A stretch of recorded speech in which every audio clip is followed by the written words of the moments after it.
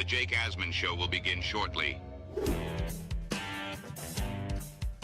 Thanks to all these great Patreon members who help support the show.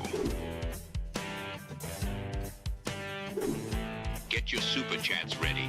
Jake will be here in just a moment. If you love the New York Jets, this is the place to be.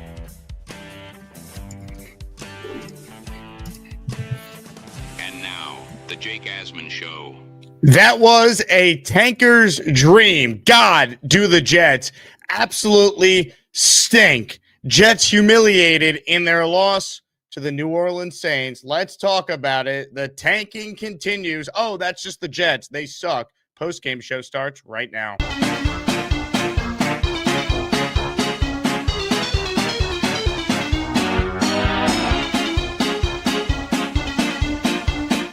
Welcome in, everybody. Happy holidays. Appreciate you spending time with us here on our post-game show. Hit the like button and make sure you're subscribed to the channel. We talk Jets each and every day. If you ever miss a live YouTube show, we podcast it wherever you get your podcast, Apple or Spotify. Just search Jake Asman Show, and you can listen in to anything you might have missed. Look, big picture, losing today, way better than winning. Let's acknowledge the obvious. As we sit here at 4:30 Eastern, the New York Jets in the Tankathon standings, they have gained a spot. Right now, the Jets are slated to pick number 4 with just 2 games to go against 2 teams that are far better than the Jets in the New England Patriots next week, the Buffalo Bills the following week. In all likelihood, the New York Jets are going to finish 3-14.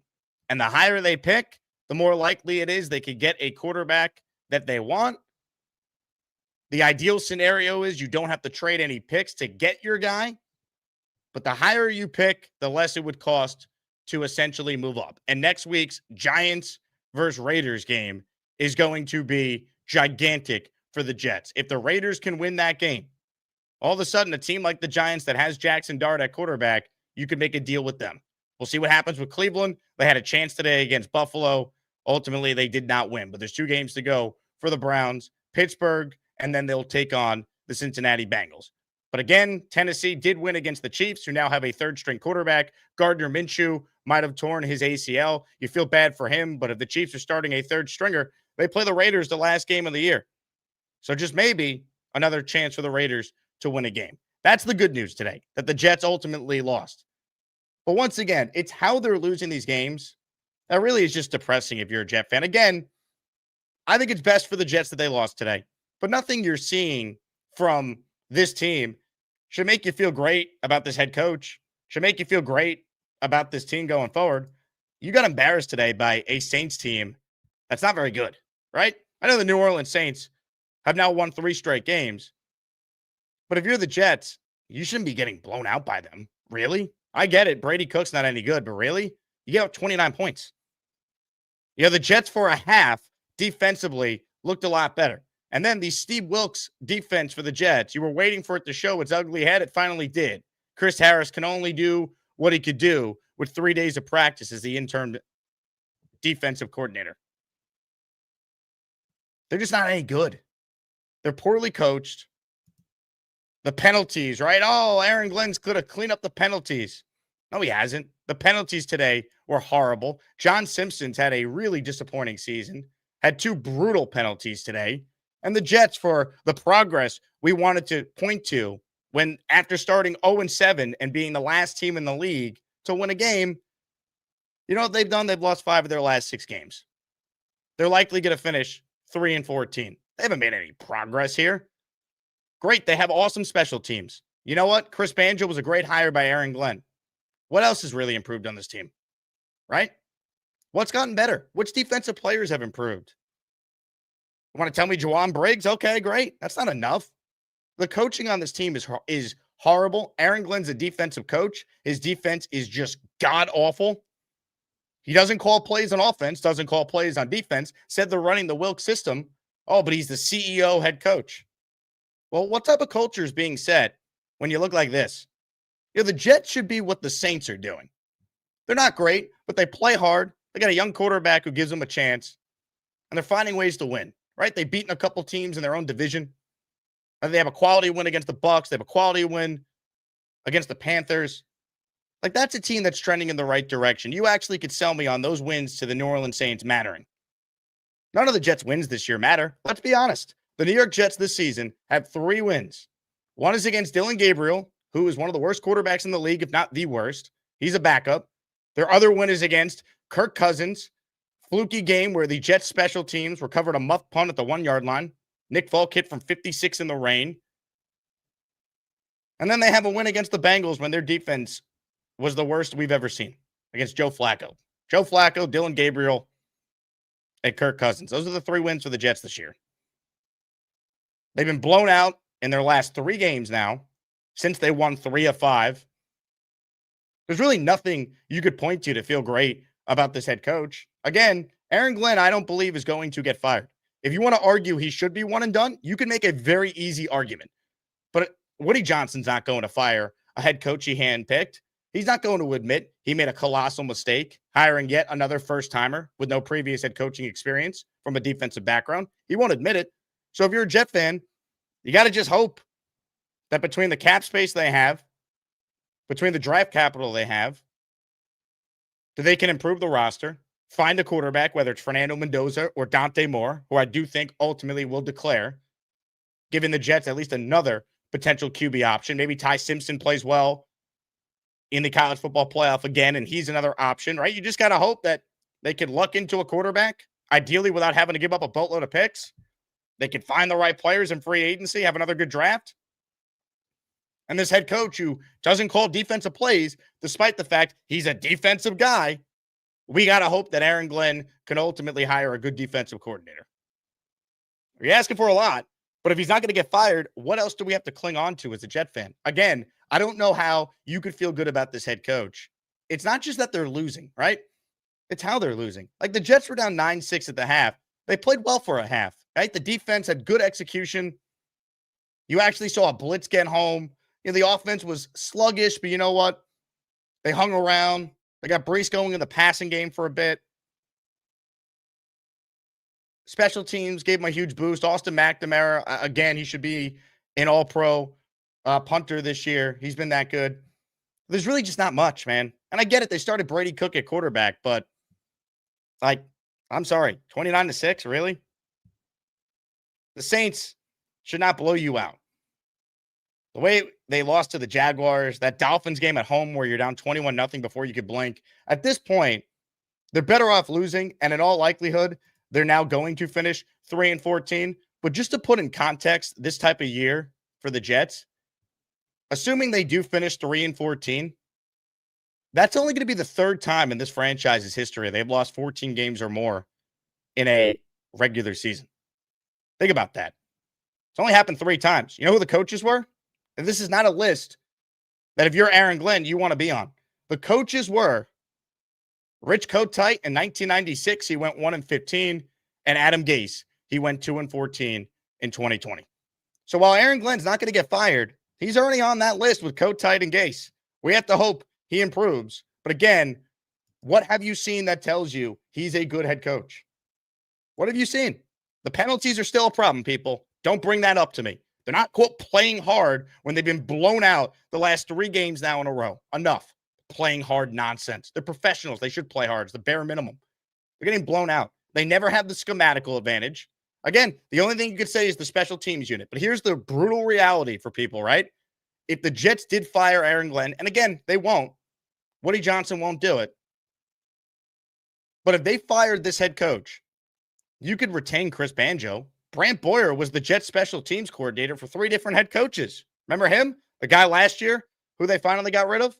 Well, he was there when they hired Todd Bowles. He was there when they had Adam Gase. He was there when they had Robert Saleh. Mike Westhoff was the Jets special teams coordinator for multiple Jet head coaches. Herm, Mangini, Rex. So if you're just going to say, hey, Chris Banjo's great, give Glenn credit, sure, give him credit. Mike Westhoff recommended him to Aaron Glenn. Glenn listened and hired him. Awesome. It's not enough, man. And again, I'm fully aware losing today was better for the Jets. I wasn't rooting them for them to win because I understand that the Jets picking as high as possible is better for the long term. But if they lost a game and they were competitive, you'd feel a little bit better about this team. Like, again, our hope as Jet fans is asking for the New York Jets to basically nail the quarterback selection, improve the roster in free agency and the draft, and hope that the head coach who hired Steve Wilkes for his big DC hire, hope that he nails the DC hire. It's a lot of things we're just hoping for right now. A lot of things. And I'd love to sit here and tell you that, it's all going to turn around and things are going to get better, but are they? Like, look, I want them to get the quarterback, and hopefully they don't screw that quarterback up. So whoever the head coach is in this nightmare scenario in 2027 is able to make it work with that guy. But, again, what can we point to that Aaron Glenn does well that should make you feel positive going forward? That's why I'm rooting for losses at this point, because a meaningless win against the Saints on December 21st would do nothing. But I don't think you want to get embarrassed. And I understand it's hard to toe the line of, hey, you want them to lose, but you don't want them to be embarrassed. But, again, this is now 3 weeks in a row where they have been embarrassed. It's really unacceptable. To be embarrassed against the New Orleans Saints, a 4-10 team coming in today, is pathetic. 29-6, you lost to them. You lost 48-20 last week, and that game could have been a lot worse if Jacksonville really wanted it to be. You lost 34-10 to the Dolphins. They benched Tua. They already benched their quarterback a game after they put up 34 points on the Jets. This season really has been an absolute nightmare. They've been non-competitive in half their games this year. Buffalo, most of the Tampa game, both Dolphins games, Dallas. It's just not good enough. These last three, it really has just soured any sort of hope or something that you could grab onto. The Jets right now are playing like the worst, if not the second worst team in the league. And we were told by Glenn, as the year went on, we would see improvements. We would see coaching. We would see player development. We're not seeing any of that. So again, I will repeat, it's better that the Jets lost today, but I can't sit here and tell you that, well, just because they lost and they're now picking 4 and they might have a better chance of getting a quarterback, that it means everything is A-okay. No one expected 12 wins this year. Some delusional Jet fans did, but I think most people saw the Vegas win total being 6.5, excuse me. And I think fans, we asked for progress, competence, signs of a real foundation being laid. Instead, this team has regressed in a major way. The Jets are just bad, real bad. And this head coach's biggest swing in year one was with Justin Fields, and he completely whiffed on it.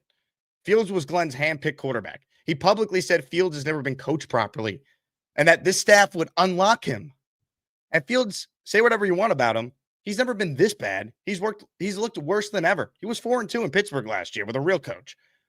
And Glenn had the audacity to say Fields has never been coached properly. Right? This guy preaches competition everywhere. He made Joe Tippmann sing for his summer. Right? He had to compete for the starting center job. But they just handed Justin Fields the job with zero competition and gave him $30 million guaranteed. The contract's abysmal. Between Fields' dead money coming and another year of the Rodgers' dead money, it's like $50 million in air, salary cap that you can't use to help your team. It raises long-term questions about, do we have the right coaches in place to develop a quarterback? Our running backs coach, or excuse me, our QB coach, Charles London, is a former running back. What does he know about quarterbacks? Like Brady Cook, he holds onto the ball forever. So does Tyrod. So does Justin Fields. What exactly does a quarterback coach actually do?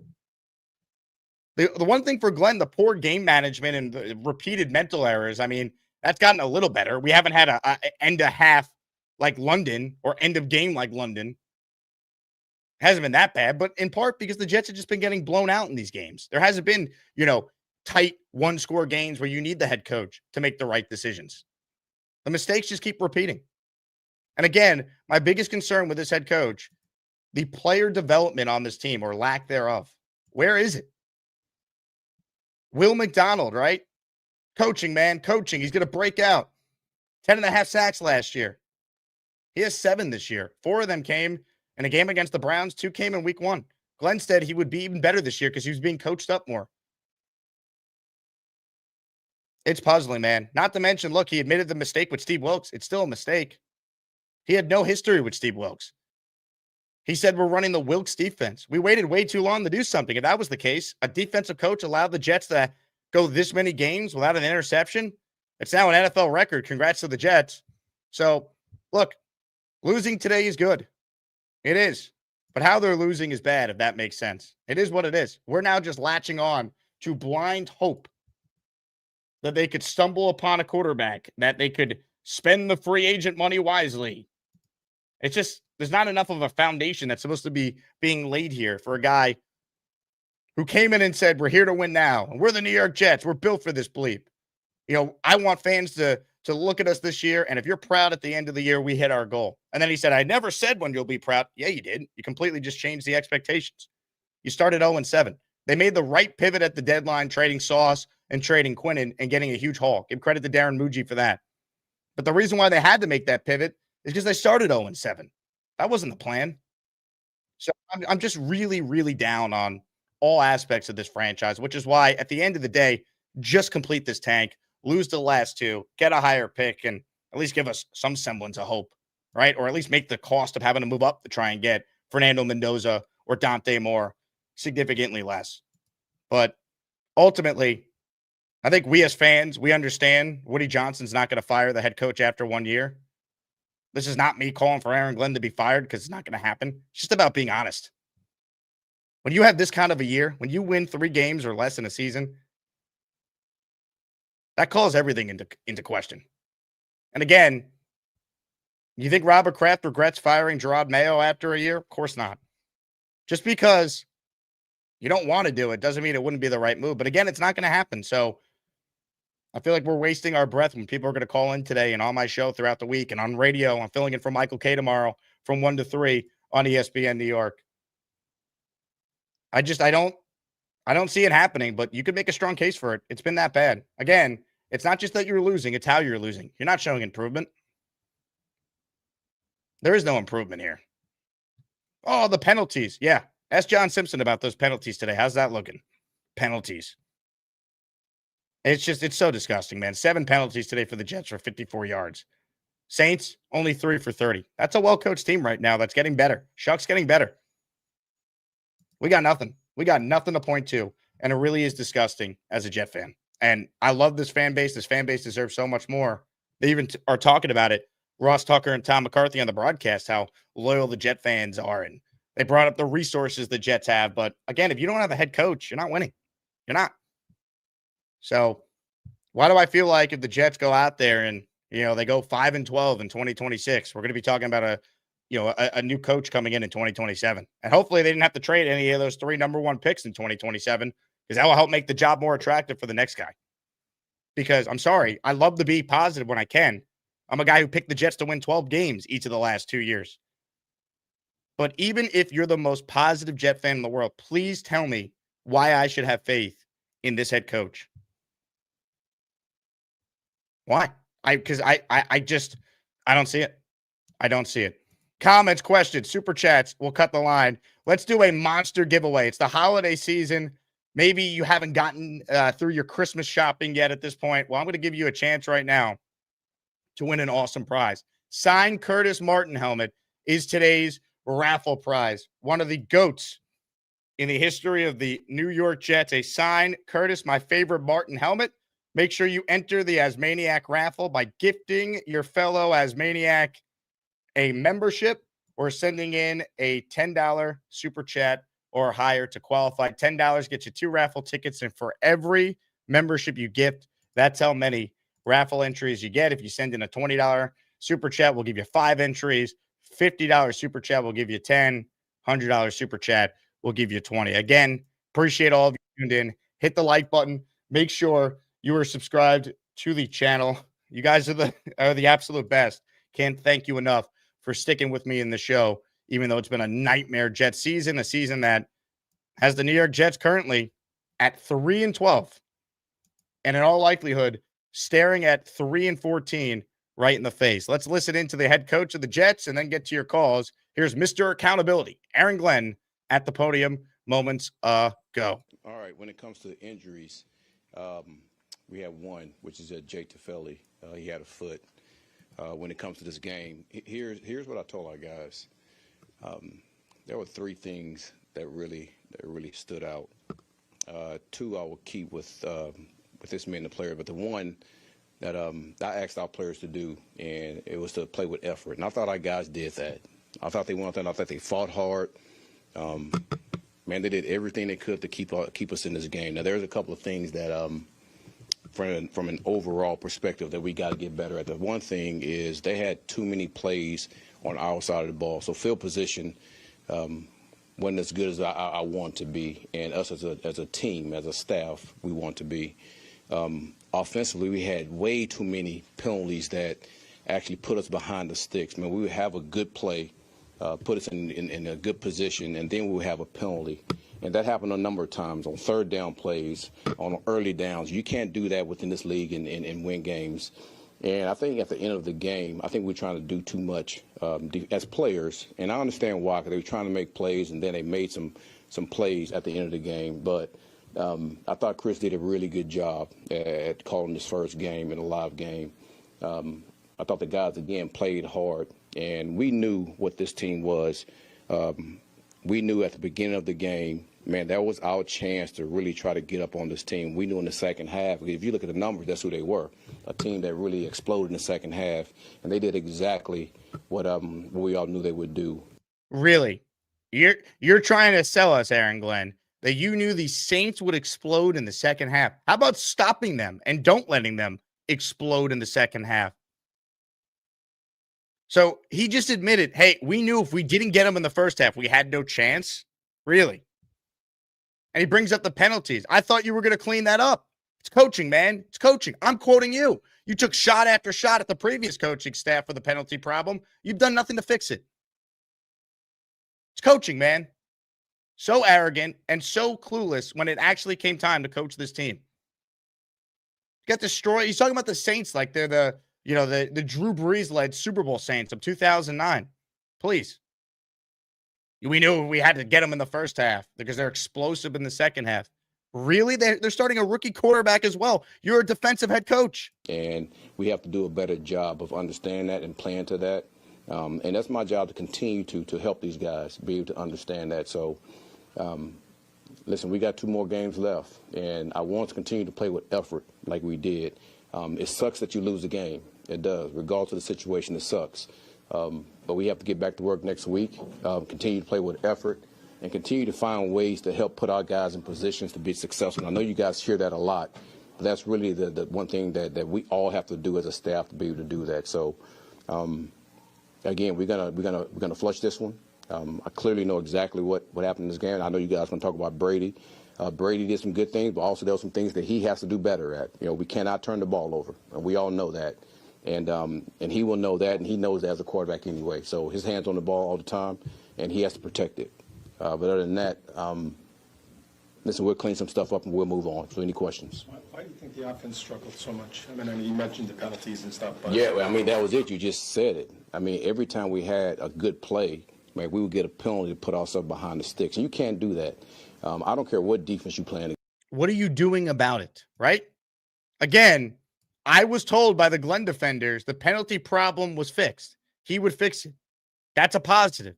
There are no positives. And Rich Cimini, before this game today, had the stats that the Jets have only slightly improved their penalty problem from the first half of this year to the second. What does Aaron Glenn do well as a head coach? I fully recognize Woody Johnson doesn't have the balls to fire him and admit a mistake after 1 year. And I fully recognize that losing today is better than winning.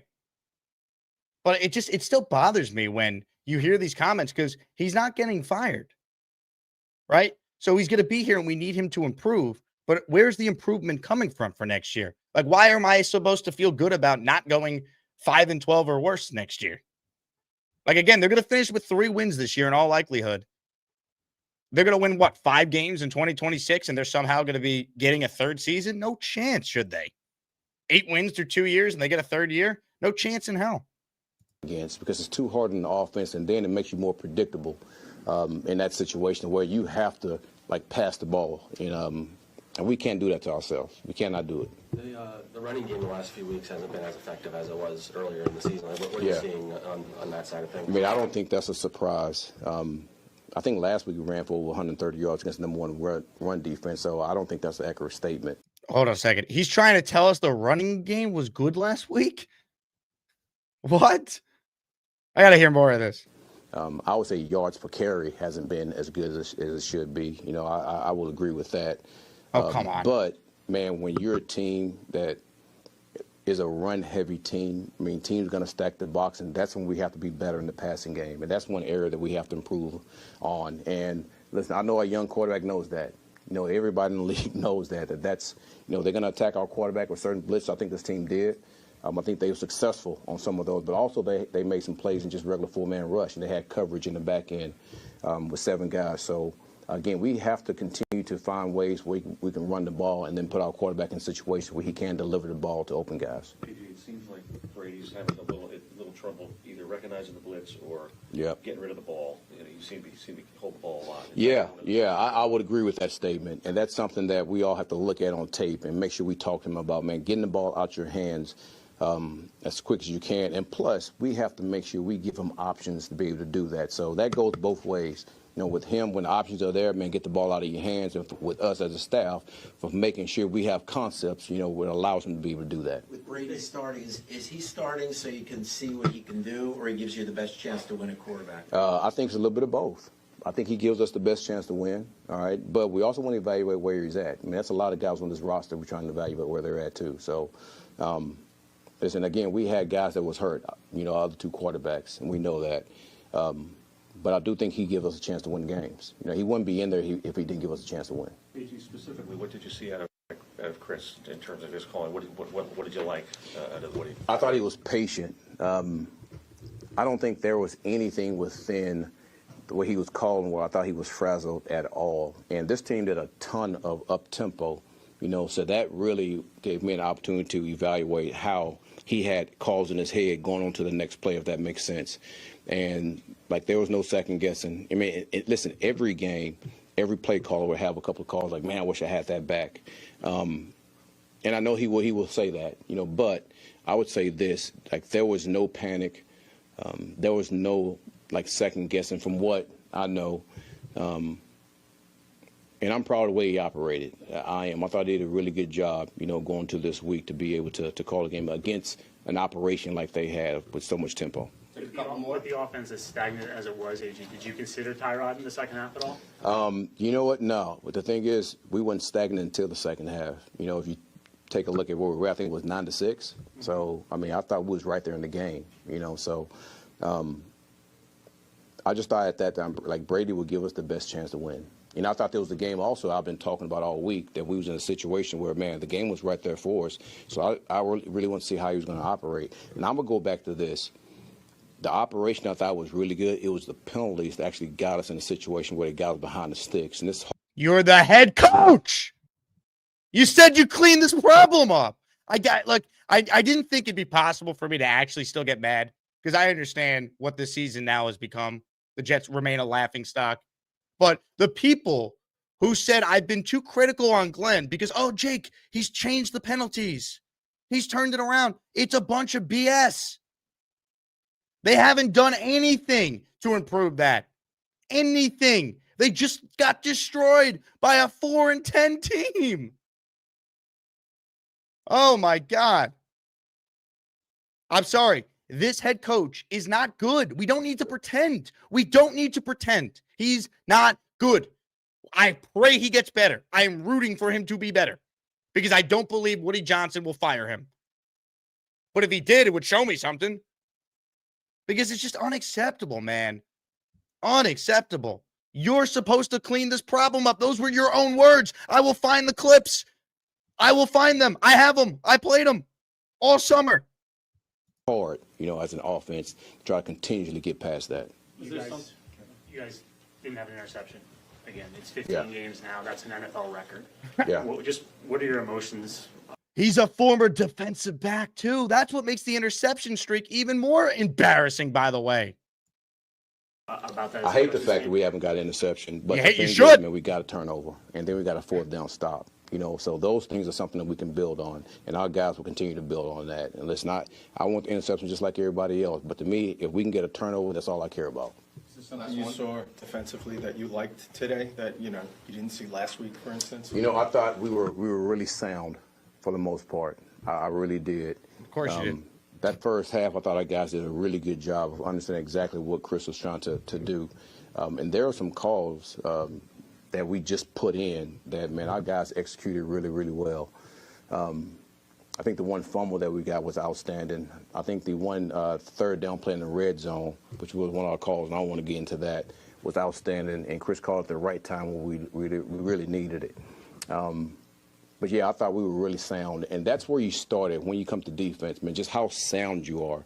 And then you start to add all the other things within that, the exotic pressures, the single back of pressure and things like that. But once you're just sound and you can make sure your gap's out, man, that's where it all starts. Thanks, everyone. We're going to do great in here. All right. Appreciate y'all. What a press conference. Again, better they lost than they won today. Just how they're losing, man. There's no progress. Like, if they're losing, but we could point to things to feel confident about. We're seeing real player improvement. You feel better, but there's nothing. When they started 0-7, I had people, and I do a radio show with Mike Tannenbaum every Sunday. He's like, when the Jets, at the end of the year, Jake, you'll be able to say that the 2025 New York Jets of December and January could beat the 2025 New York Jets of September and October. I can't say that right now. I can't say that. I'm sorry. They had a moment where they won 3 of 5 against Dylan Gabriel and Joe Flacco and Kirk Cousins in the rain, right? They had 2 special teams touchdowns in the Cleveland win. A little fluky. Still counts, but we can acknowledge that's not sustainable. They needed a muff punt against the Atlanta Falcons at the 1-yard line to come up with a takeaway to set up one of those scores. The Bengals win, I guess, was nice. It was on the road. Fields played well that one game. Give him credit. Like, defense got a late stop. Okay, so one legit-ish win, kind of. Like, even special teams was good in that game, too, which it all counts. But, again, there's 3 wins, and none of them were impressive. And now they've lost 5 of 6. They've been blown out 3 straight weeks. Why would we expect anything to be different now against New England and Buffalo? So, yeah, I'm rooting for them to lose. It'd be nice to not get embarrassed, but honestly, if they got embarrassed over the last 2, is Woody Johnson going to rethink things? Probably not still. So I don't know. But I'm just very down bad with this team right now. Love them. We'll always root for them. But there's nothing I could point to that makes me feel confident in this head coach. He hasn't changed the damn thing. I go back to the summer. Remember how arrogant he was when he was asked about Will McDonald adding a bull rush move to his arsenal, and how Will McDonald, because of coaching, was going to go from 10.5 sacks last year under Robert Saleh and Jeff Ulbrich to taking the next step in year 3. Remember that? We saw a lot of that. The speed last year, we saw a lot of with Will. Yep. The spins, the coming around the edge. The power that he put on, I don't know if you need the replay if you haven't seen it yet, but he went over him at one point. Is that even a new element to his game when you said he added some weight? Coaching. Is that now what he can do? Coaching. It's coaching. How so? Like, what do you mean? Because he can do it. You just said he's never done it last year, right? Not much. Now you see him do it. It's just coaching. That's all it is. And there's been no coaching all year because no one's gotten better on this team. Joke. We're the freaking New York Jets, so we're shit. It sucks being in the spot. It sucks having to root for losses. It sucks feeling hopeless as a fan. That's where we're at. We've seen a lot of bad football, folks. This is as bad as it's ever been. The Patriots immediately went from sucking for 2 years to now competing for the 1 seed in the conference. It's coaching quarterback, man. It's coaching quarterback. Maybe they could get the quarterback this offseason. I have no idea about the head coach. And if we're being honest, I think we already do know. He's not going to get fired. And he wouldn't be the first guy, I guess, to go from 3 wins to actually turning out to be pretty good. But he'd be an outlier. Don't tell me, Dan Campbell did it, please. Let's bank on outliers, really? And Dan Campbell had Jared Goff. We have no idea who the quarterback is going to be for the Jets, and we have no idea if the Jets are equipped to develop that quarterback the way the Lions were able to get the most out of Goff because of Ben Johnson. And Campbell's an offensive guy as well. He's been calling the plays this year. He took over play calling from John Morton. Aaron Glenn doesn't do anything. He doesn't call plays. His defense is horrific. He did nothing about it all year. Instead, he pinned it all on Steve Wilkes and said, we're running the Wilkes system, and then fired him finally. Again, What does this head coach do well that we could point to?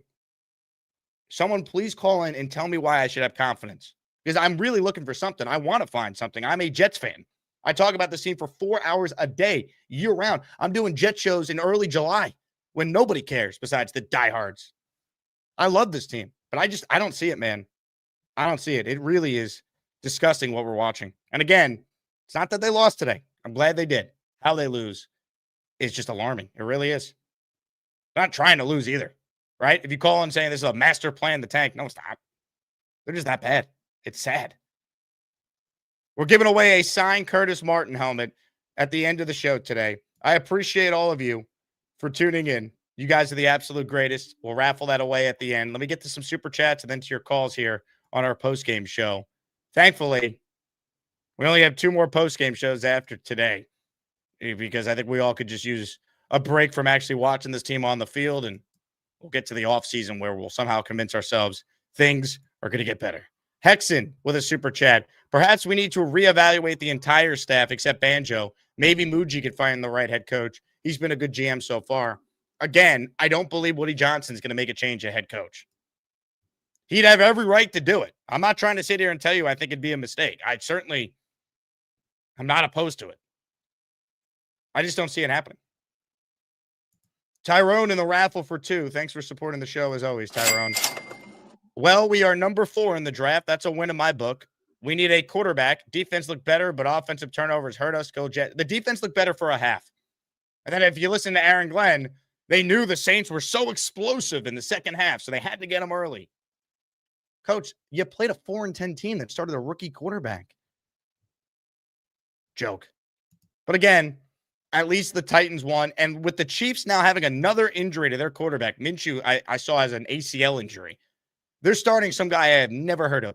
There's a chance the Raiders in Week 18 can win that game. We need the Raiders to beat the Giants next week, but there is at least another chance for the Raiders and what will be Pete Carroll's last game before he's one and done to stick it to the Raiders on the way out and cost them the number 1 pick.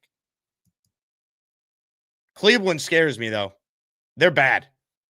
But what we really need is Dante Moore to declare, so there's more than one QB option. I know a lot of Jet fans prefer Fernando Mendoza, but I'm telling you, the process is going to change a million times. There'll be so many opinions on these guys. Guys will look good. Guys will look bad. We still have the college football playoff, right? Like, what happens if Mendoza struggles if he plays Ohio State again? Are people going to be out on him? They won't remember that he played well against them the first time. So I can't go crazy about who the perceived top quarterback is in December. What I want is optionality. I want Ty Simpson to continue to play well like he did against Oklahoma last week. I want Dante Moore on Friday, I want Dante Moore to play great like he did yesterday. And then declare for the draft, which I think he will. That's what I want to see. I want options. Because, again, the Jets, if they're in position to get at least one of these guys, they're going to be able to get them with the draft picks they have. You'd prefer to not have to give up anything, but if you got to give up a little bit to get a QB, that's the move, and that's what you got to do. I can't wait for the Jets to get Malik Willis and sign him. I can't wait for those phone calls on the show this week. Rob checks in. How about them Titans? Only positive today. I'll give you a Jet chant for the Titans. Laguna says, Woody makes one last impulsive decision and fires AG. We must get an offensive-minded head coach who calls plays and is able to develop our young QB. Go Jets. In a perfect world, absolutely. Do I think it happens? No, I do not. LX in the raffle for 2 here. Fire Glenn, go get Mike McCarthy. That way you have a chance to develop a quarterback either this draft or in 2027 and can be relevant again. F this coaching staff minus Banjo. Again, McCarthy was who I wanted the Jets to hire last hiring cycle. They didn't even interview him. Of the candidates the Jets interviewed, my choice was Brian Flores. He's been a head coach before. His last 2 years in Miami, despite putrid quarterback play, right? Look at Tua. He stinks. He had a winning record, and he got fired because he refused to tank like what his owner, Stephen Ross, was telling him to do. He's from Brooklyn. I think he could handle this. I think he's learned from that first go-around. That's who I wanted of the guys they actually interviewed. My ultimate choice was Mike McCarthy. They never spoke to him, so go figure. Daniel Bloom says, drafting a young QB into this situation is setting him up for failure. Fire Glenn, start fresh with an offensive coach and a quarterback on the same time frame. I don't disagree, but Daniel, I don't believe Woody Johnson's going to fire him. This is the same owner who said if we could just complete a pass, it would look good. He's going to blame it all on the quarterback situation. Now, does Woody forget that Aaron Glenn specifically wanted Fields and said one of the reasons why they signed him is because he was tough to game plan against when he was with the Lions? That's our head coach. Hey, let's just give him another hug, baby. I hug him every day. I hug him every day. It's disgusting. Disgusting what this franchise does to us.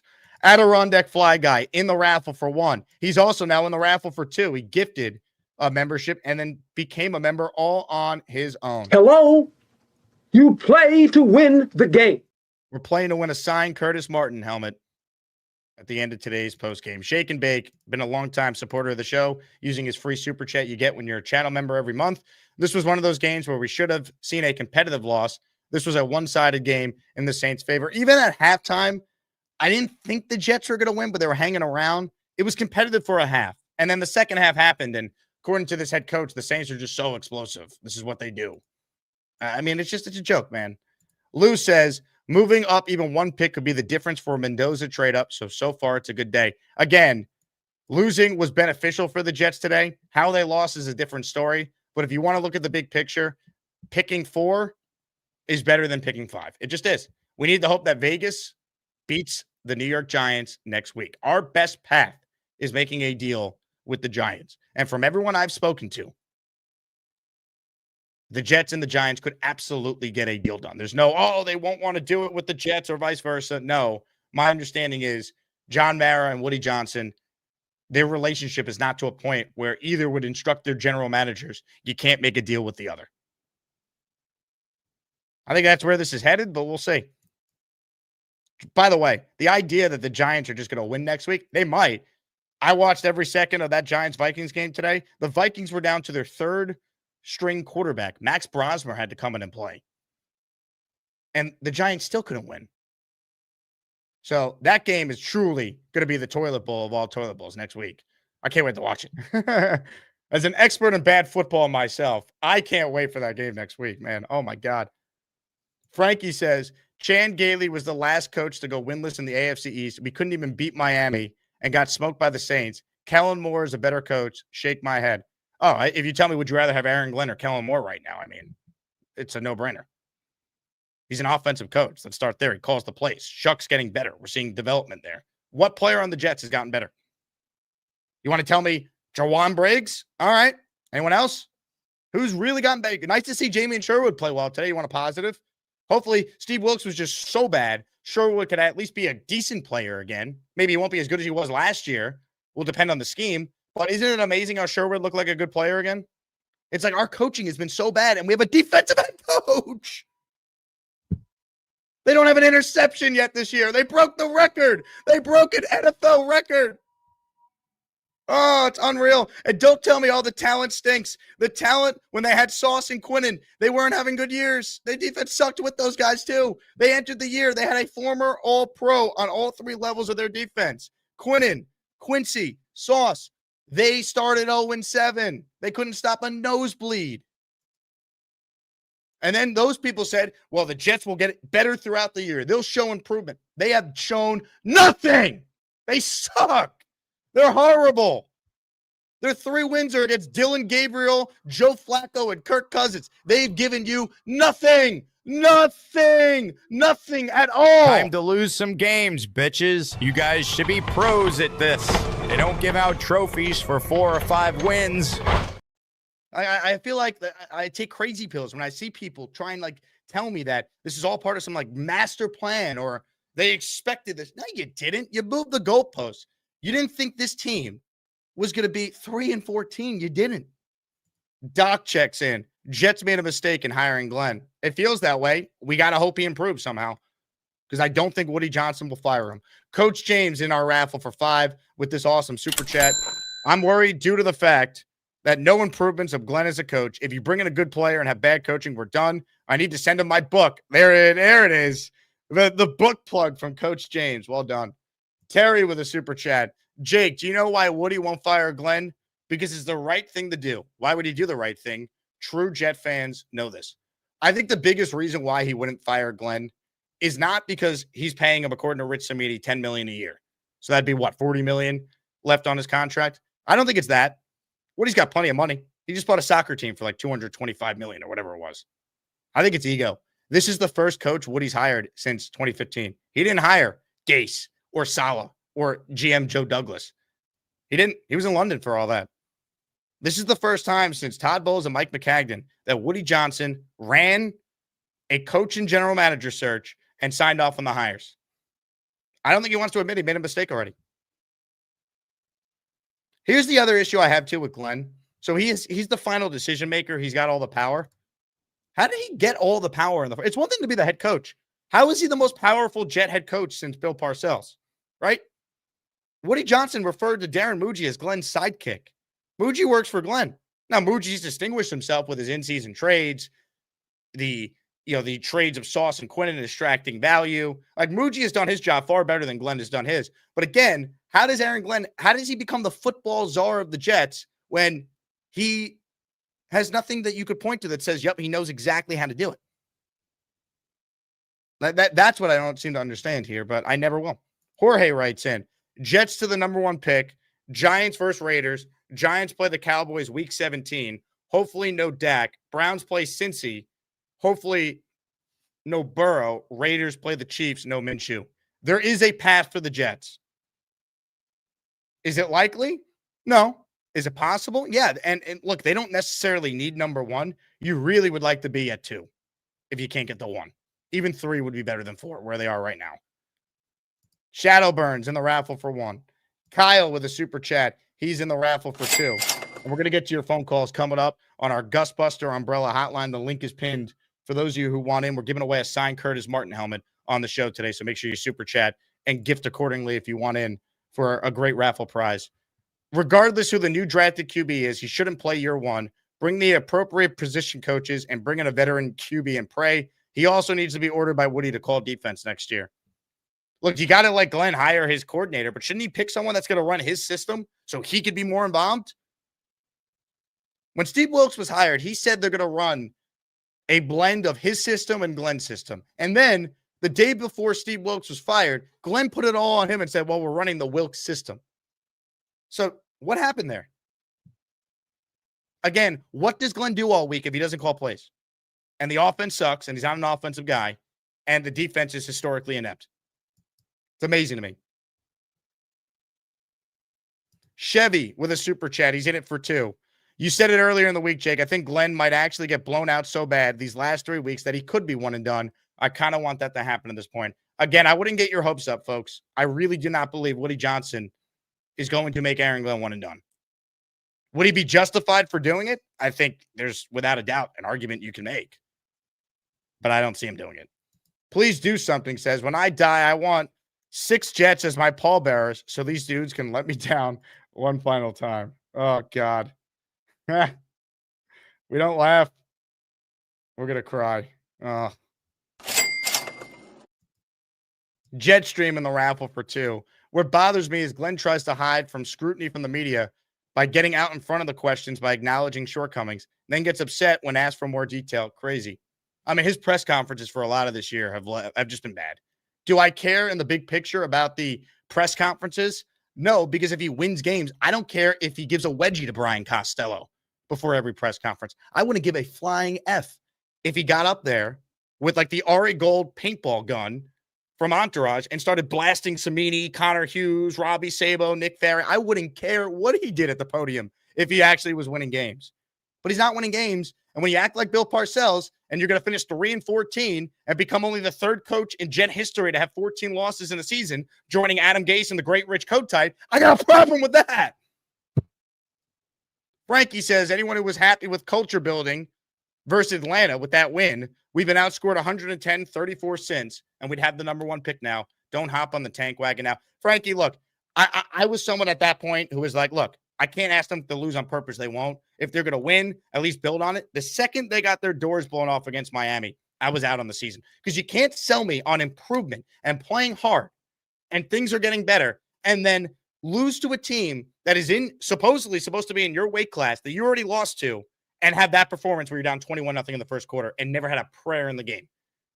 That's when Glenn lost me. You can't sell culture when that happens. And then they followed that up with allowing 48 points against the Jaguars. And then today, 29 points and scoring only 6 against the Saints. This culture that Aaron Glenn is trying to establish, it doesn't exist. Anyone who thinks there's a culture that's being established here as half the roster is about to turn over and this team is going to finish 3-14, you're an utter fool. You're a fool. I don't know how much more blunt I can be. If you believe there's any culture that is being established here, when you get routinely blown out the way the Jets now have for 3 straight weeks late in the year, you're a fool. We were told they would get better as the year goes on. They've gotten worse, not better. RJ with a super chat. Can we have a strength of schedule rooting guide show? Because I could have swore Vegas was at 570. Even if they win next week, it's extremely close. We will break down all the machinations, all the scenarios throughout the week on the show, RJ, I promise.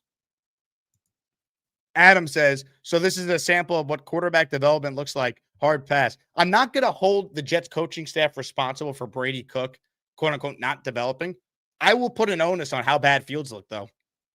You can't come out and say Justin Fields has ever been coached right, and then he's the worst he's ever been.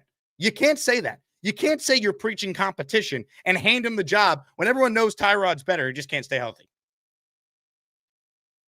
It's such horse crap, and anyone with a brain knows it. And we're just trying to convince ourselves that it's not what we think. But I think we know, and we got no choice because I don't think he's getting fired. Matt L. is in the Asmaniac raffle for 1. David T. in the house. He gifted 5 channel memberships. Let's go.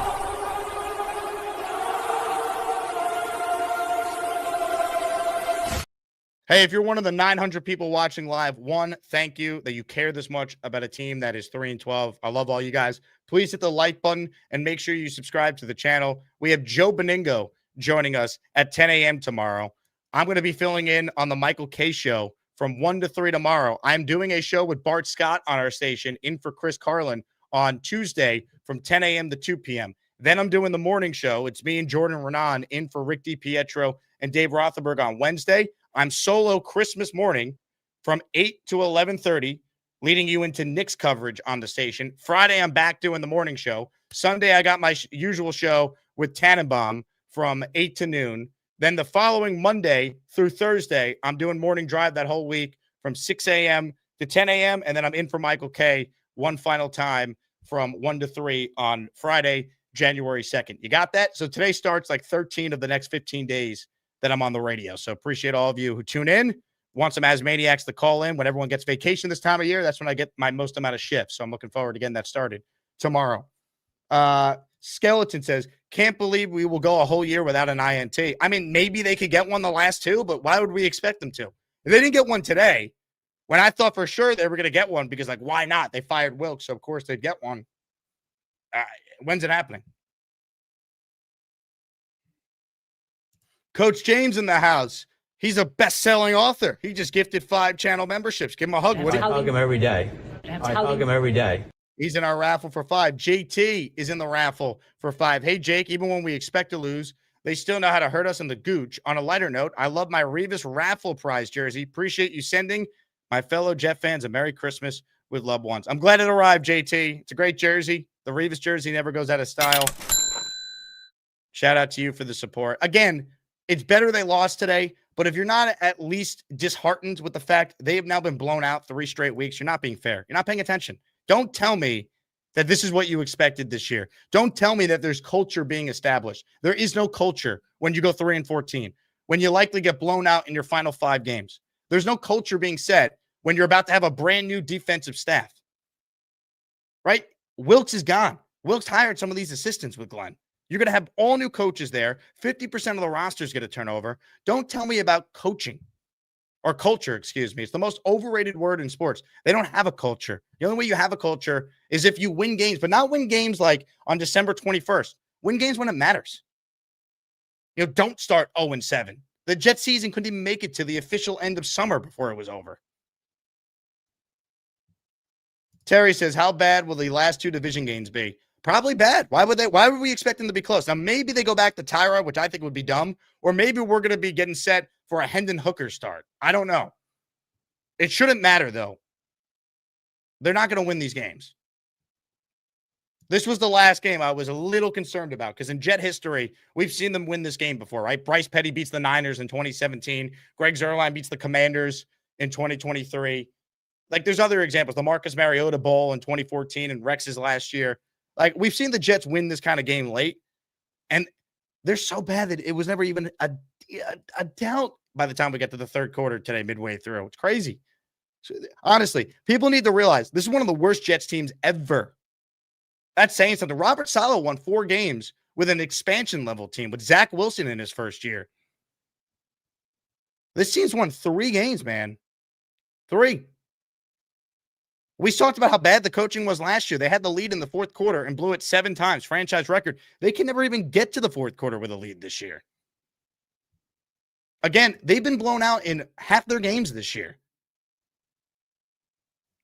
Even the game against the Ravens, they hung in there, right? And they still lost 23-10. The Patriot game, they hung in there. They still lost 27-14. How many one-score losses are there for the Jets this year? We could bring up the Miami game. They lost 27-21. That was kind of fake. They were down 17-3. They had the onside kick at the end after they scored a touchdown late.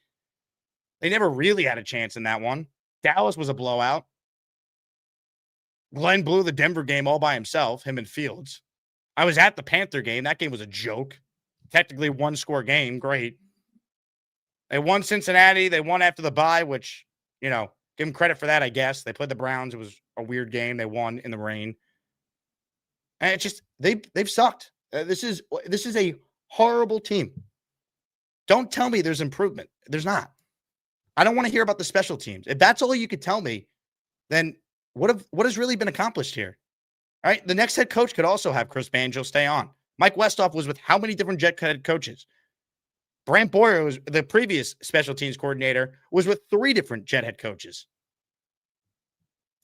Robin says, will the 33rd team help with the draft? Well, for what it's worth, Mike Tannenbaum absolutely loves Fernando Mendoza. I can tell you guys that after working with Mike all season. So that's his guy. Compares him to Matt Ryan. If the Jets get him, I hope he's right. But I don't know if the Jets are going to get Mendoza. I don't know if they're going to get more. Even if they get one of those guys, do you have a whole lot of faith that they're going to be able to develop them properly? I don't. I hope there's some real staff changes on offense. I'm not just talking Engstrand. Look at the Jets quarterback coach. Who the hell is Charles London? Who the hell is Charles London? He played running back in college. He was a running backs coach. He's only coached quarterback a couple of years. How is he qualified to help with the development of a quarterback? That's just one example. Bino says, Jacob, I don't know how I survived watching the Jets all these years without this show. It's the only bright spot in Jets fandom. That's very kind of you to say, Bino. I appreciate you. Barbarossa says, Glenn's a Sith Lord. I felt a disturbance in the force at his first press conference. I should have known. Allen sucks. Gary sucks. Go Jets. Beautifully said. Especially the last sentence there. Not the part about Gary. The other part, though. Beautifully said. Iceland Jet fan. I'm so happy I will be in Mexico for next week's game. Season ticket holders don't pay like me. Happy Hanukkah. Happy Hanukkah. Merry Christmas. Happy New Year. Kwanzaa. All of it. Again, the best thing I could tell every Jet fan is that it's almost over. Sucks. We hate to be in this position. Doug, so we tie the Raiders at 3 losses. We're definitely picking higher. It's based on strength of schedule. The Raiders SOS, right? Strength of schedule going into today, and they're playing right now in Houston, is 0.544. The Jets' strength of schedule is 534. So the Jets would leapfrog the Raiders if they finish tied. What is that Raiders score, by the way? I know there's no chance that Houston would lose to them, but I'd love to be wrong. Houston's up 10-7 right now, and the Raiders are hanging around. Geno Smith returning to the starting lineup today, folks. Come on, Geno. Help the Jets for once. Sean Horton gifted a membership. Josh Brodgan became a channel member. They're the latest 2 in the Asmaniac raffle. Ladies and gentlemen, to your calls we go on the Gustbuster Umbrella Hotline.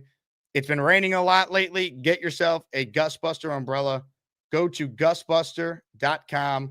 Use the promo code Jake25 to get a big discount, free shipping on orders $100 or higher. Gustbuster.com for the #1 umbrella in the universe. To your calls, here we go. First up today, none other than a man we love, we respect, some say we fear. His name, Kyle Clifton.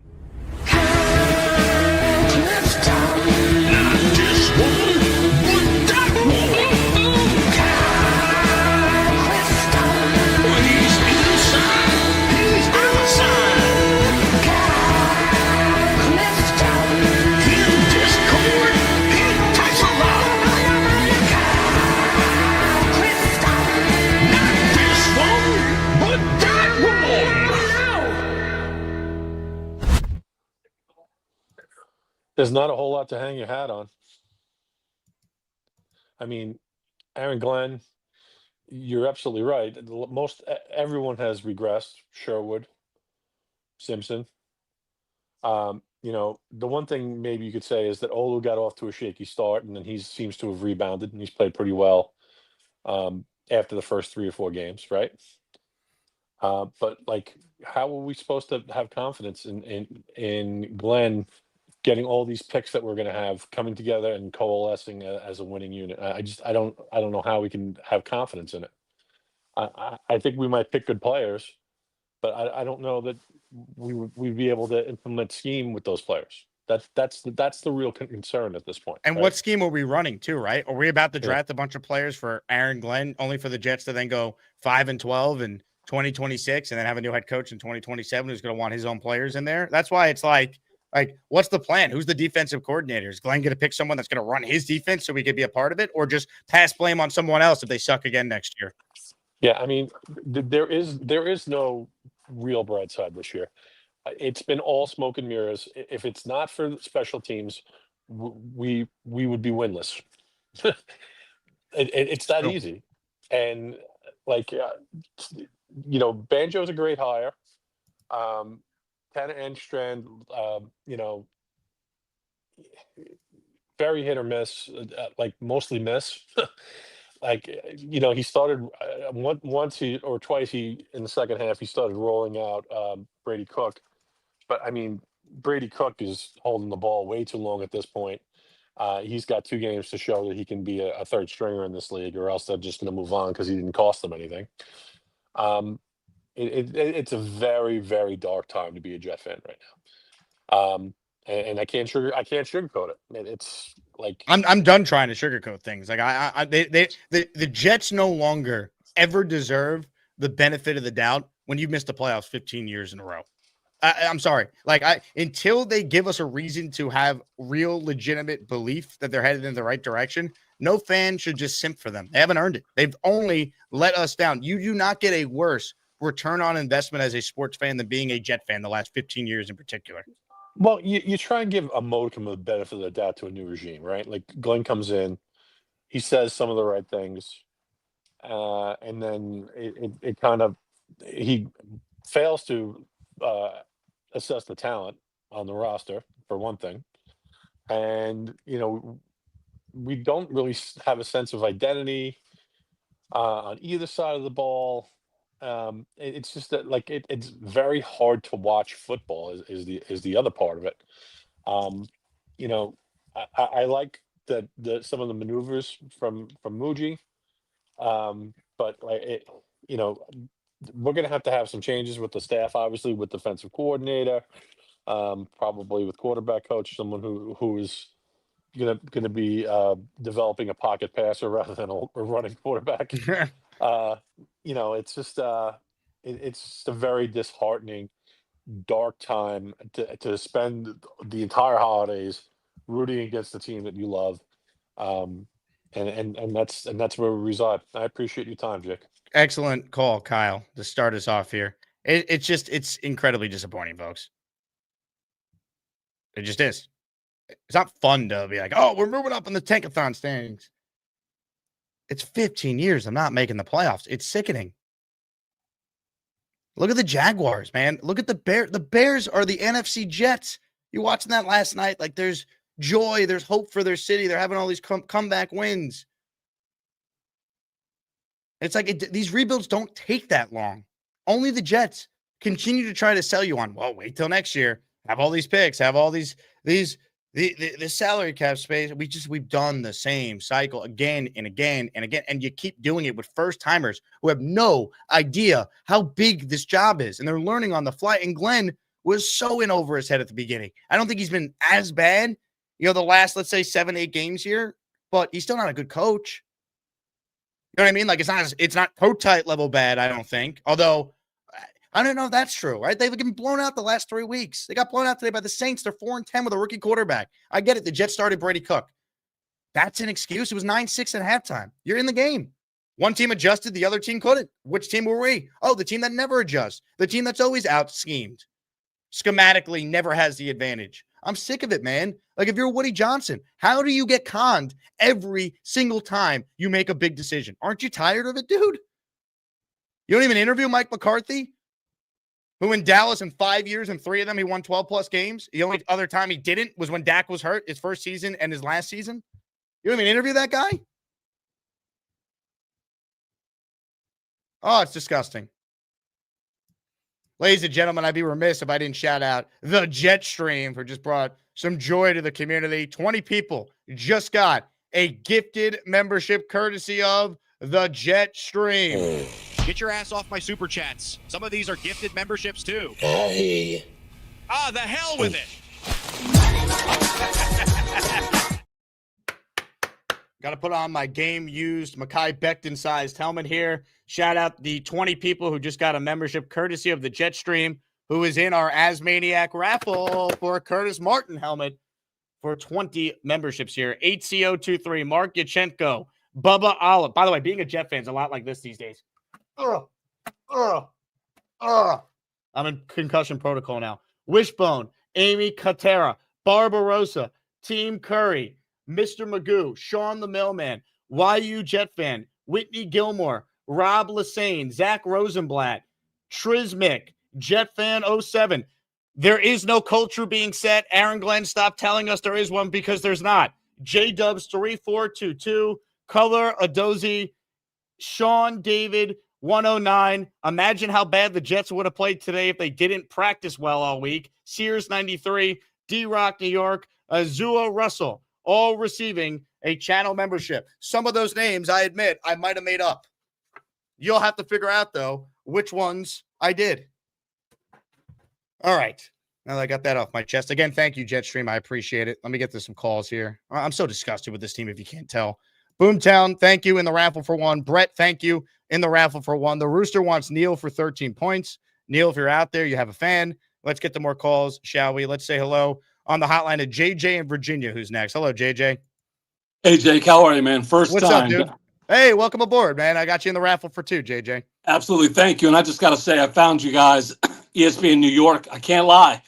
I found you 4 plays into your season when Aaron Rodgers did the whole Achilles thing. Oof. And the first thing that I did was I was like, I have nothing to do with New York sports. I have to hear how they are reacting to this. And I have been listening loyal to DiPietro and Rothenberg since then. And I found you, and I'm just going to keep it short. After being in radio 20 years, I know how it is. Just going to ask you this. How is it that every single time that I watch your show, every single time, you still have these loyal fans that keep coming back and back and back? And for me, I have no allegiance to anything in New York. I feel horrible for you, but yet it's the same guys and gals week in and week out with you. So please explain to me, as someone in Virginia that doesn't get it, how do you stay so loyal to your teams, and how do you just keep coming back and back for more and more? And last thing, brother, Merry Christmas to you and yours. Happy Hanukkah to everyone as well. And also, Jake, dude, love your show. Keep up the great work, and you have a bright future in this business, my man. Have a good one. JJ, very kind, man. Appreciate your support. Shoot me an email, asmanjake@gmail. I want to send you some merch as a thank you for the kind words there. Look, I honestly, I don't know, because I've said this to people. If the Jets were an actual relationship, we would have left it, years ago, right? Like, the Jets are the most toxic relationship I have in my life. If I was dating someone that treated me the way the Jets treated me, I would have left years ago. But I like that kid that went viral, who we all relate to. I was born into this shit, man. Like, my grandpa had season tickets at Shea Stadium when Joe Namath played. My dad and him went to games. Like, I had no choice. That's a lot of people. You're born into it. But you hope it turns around at some point. Like, when I grew up, the Jets actually made the playoffs 6 times in in the 2000s. I saw them in the championship game twice in back-to-back years with Rex. You know, I don't know why we do it. We love this team. We hope it changes. I can't go root for people like, oh, go root for another team. Like the Aaron Glenn shills out there. Go root for another team. If I dare be critical of a coach who's about to be 3-14, doesn't mean I don't love the Jets. The fact that I'm critical is because I care so much, because I love them. I hate them because I love them, if that makes sense. But my point is, like, I can't go root for another team. Oh, let me go root for the Kansas City Chiefs. And if they won the Super Bowl these last couple of years, you think that would have felt anything like or what a Jet Super Bowl would mean? It would feel nothing. I would get nothing out of it. As a Jet fan, I look at the Knicks. The Knicks have put themselves in a spot where they're a legitimate championship contender now. They were worse run than the Jets for many years. No one's chanting sell the team at James Dolan right now. So I hope the Jets can figure it out. That's what we all hope as fans. But why do we do it? I don't know. Long answer to a short question. Why do we continue to do it? I don't know. But we do it. We hope something changes. I don't know when that's going to happen. Frank is next. What's up, Frank? Another week, another disappointing loss. But excuse my dog. I'm sorry about that. But funny story. I met Rob Gronkowski down here in Tampa this week, and I said to him, I said, you know, I really hated you growing up. And he goes, what did I do to you? I was like, you tortured my New York Jets. I was like, I grew up a Jets fan. He goes, well, I feel really bad for you having to watch the Jets all those years. He goes, I'm sure you hate Tom Brady more than you hate me. I said, don't even start me on that. But he goes, I hope it turns around. But at this point, there's no turning it around. Aaron Glenn is a disaster. 9-6, and you basically admit in the post-game press conference you knew that the second half was a wash, that it was going to be over, that you didn't have a chance. And to be honest, most of the players look like they've packed up their bags and they're resigned to the fact that they're going to finish the season with 3 wins. They don't look like they even care to get an interception. And it's just ironic when you think about this. You fired Steve Wilkes after giving up 48 points to the Jaguars, and then you allow Tyler Shough and the New Orleans Saints to drop 29 on you. It just doesn't make any sense. It doesn't make any sense. Now I can't wait to see him say, oh, well, you know, it's not all on us. We have to get better. And the usual riffraff that he says. But at least the one good thing out of it is that we're getting hilarity out of these press conferences, because it can't get any worse. Like, you hear him and you laugh because you're just like, how is it possible that he could be this bad at analyzing himself and his coaching staff and the players? And listen, you're absolutely right. There is no reason why he should be the top dog on decision-making. This is what I hate about Jets ownership. You've done this before, where you've given the head coach the ability to run the organization. Then why have a general manager? Why? It doesn't make any sense. If you're going to have the head coach tell the general manager what he wants to do, then there's no point in having a general manager. You might as well just make him the CEO of the whole entire thing and let him ride on his own, whether it's sink or swim. It just does. It handicaps Muji, because now Muji has to go up there at the end of the year. You know, Muji's going to do his press conference and analyze everything, and he's not going to throw Aaron Glenn under the bus. And we're going to have the same problem next year, where Aaron Glenn's going to be in over his head. You have another quarterback that you draft, and then what happens? Maybe you keep Muji, you allow him to pick his own head coach. But it's still going to be a shit show, because now you're going to have a rookie quarterback who has to play with Glenn for a year, or maybe you just sit him the entire year and then you pick a new head coach. But it's ridiculous. This organization can just never seemingly get this right. And listen, I told you before, I would 100%. I don't agree with a lot of what he does, but if Woody just decided to cut bait, I would respect him more for at least admitting a mistake and admitting the mistake that he made hiring Aaron Glenn. It's just been a disaster. It's been an unmitigated disaster.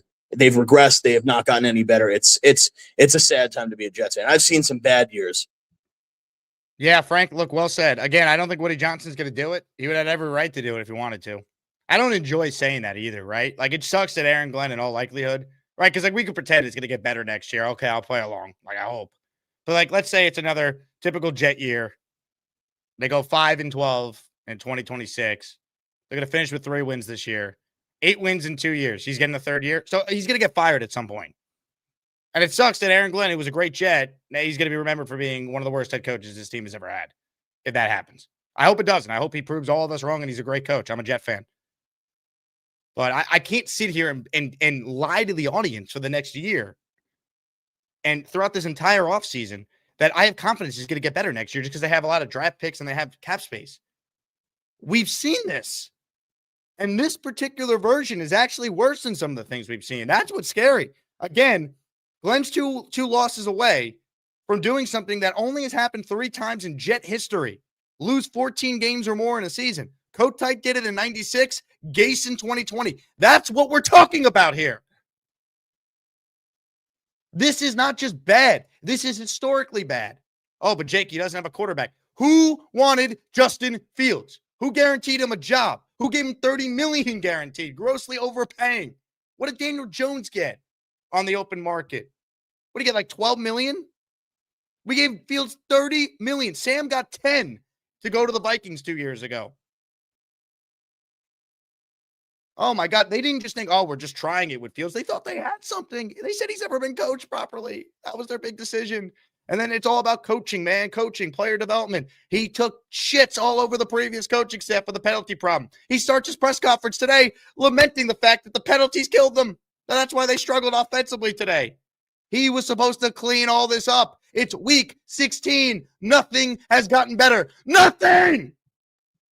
And if you don't see that, you're delusional. You're just blindly rooting for the Jets. They could do no wrong. They've done nothing to earn that just blind loyalty. Be critical. What we're watching is unacceptable. It's not just that they're losing. It's better they lost today. But they're not getting better. There's no improvement. There's no culture being said. Ah, it sucks. Barbarossa. You made up Barbarossa. Also, Gary does in fact suck. Brett says, Glenn and the staff look terrible so far. There's no way they would have the Bears at 10-4. Oh, no chance. No chance. And it's not like Caleb Williams, by the way, has had this like unbelievable year. Give him credit for that throw last night. That was phenomenal. But like the Bears are just really well coached collectively. Defense is incredible at 4. I think they lead the NFL in takeaways. Isn't that ironic, by the way? Right?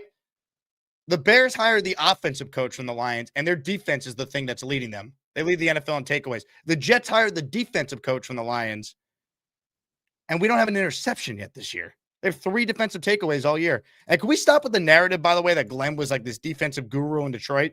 Here were his defenses in Detroit. I want to look at your screen here. Thank you to Ryan Sampson from the New York Post from this graphic. His last year, he did a great job in Detroit. Right? They were 8th in defensive EPA despite all the injuries. Look at the numbers in 21, 22, 23. Part of my concern with Glenn, what if the reason why he just hired Wilkes and delegated all the responsibilities for him to call the plays defensively is because Glenn knows he's not that great of an X's and O's guy schematically defensively. He's just like a rah-rah, like, let's rally the troops and I'll get the guys ready to go. And like maybe that works in the 90s and 2000s. That doesn't work in the modern NFL. He had the audacity last week after they got their asses destroyed by the Jaguars to say, yo, it's not about the X's and O's. It's all about the X's and O's. That's why we continue to suck. We never have a schematical advantage in any game. We're always outcoached. We're never innovative. Again, these are the numbers for Glenn in Detroit as a DC.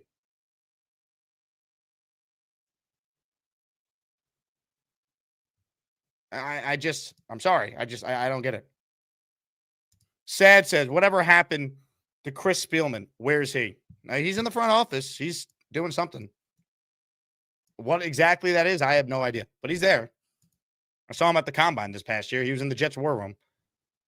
All right, more of your calls here. I'm going to try and get to a bunch in a row here because I've been long-winded so far. But I'm so angry. I really am. And not even just today, just this whole season. It's just we were completely ripped off again as Jet fans. Lied to about progress being made and some culture being set. They've done jack shit. Jet wagons always cooking, which it takes. Jet wagons even cooking at the game. Jet wagon hates McDonald's, but he's headed home to cook. It's time once again for Jet wagon.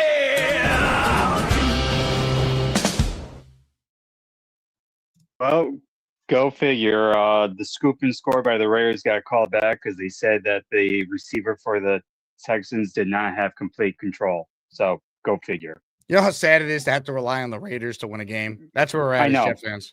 Yeah. I know you've been saying that the defense is bad, but after looking at the stats, I wrote down every single game so far. I think this would be, I would say, the second best defensive game for the Jets. How is that possible? With 3 sacks and 1 turnover. Oh, I don't care about that. Yeah. Let's use points allowed. That's the only thing that's the only defensive stat that matters. Yeah, probably. They played better third, against Denver. fourth. They played better against Carolina. Yes.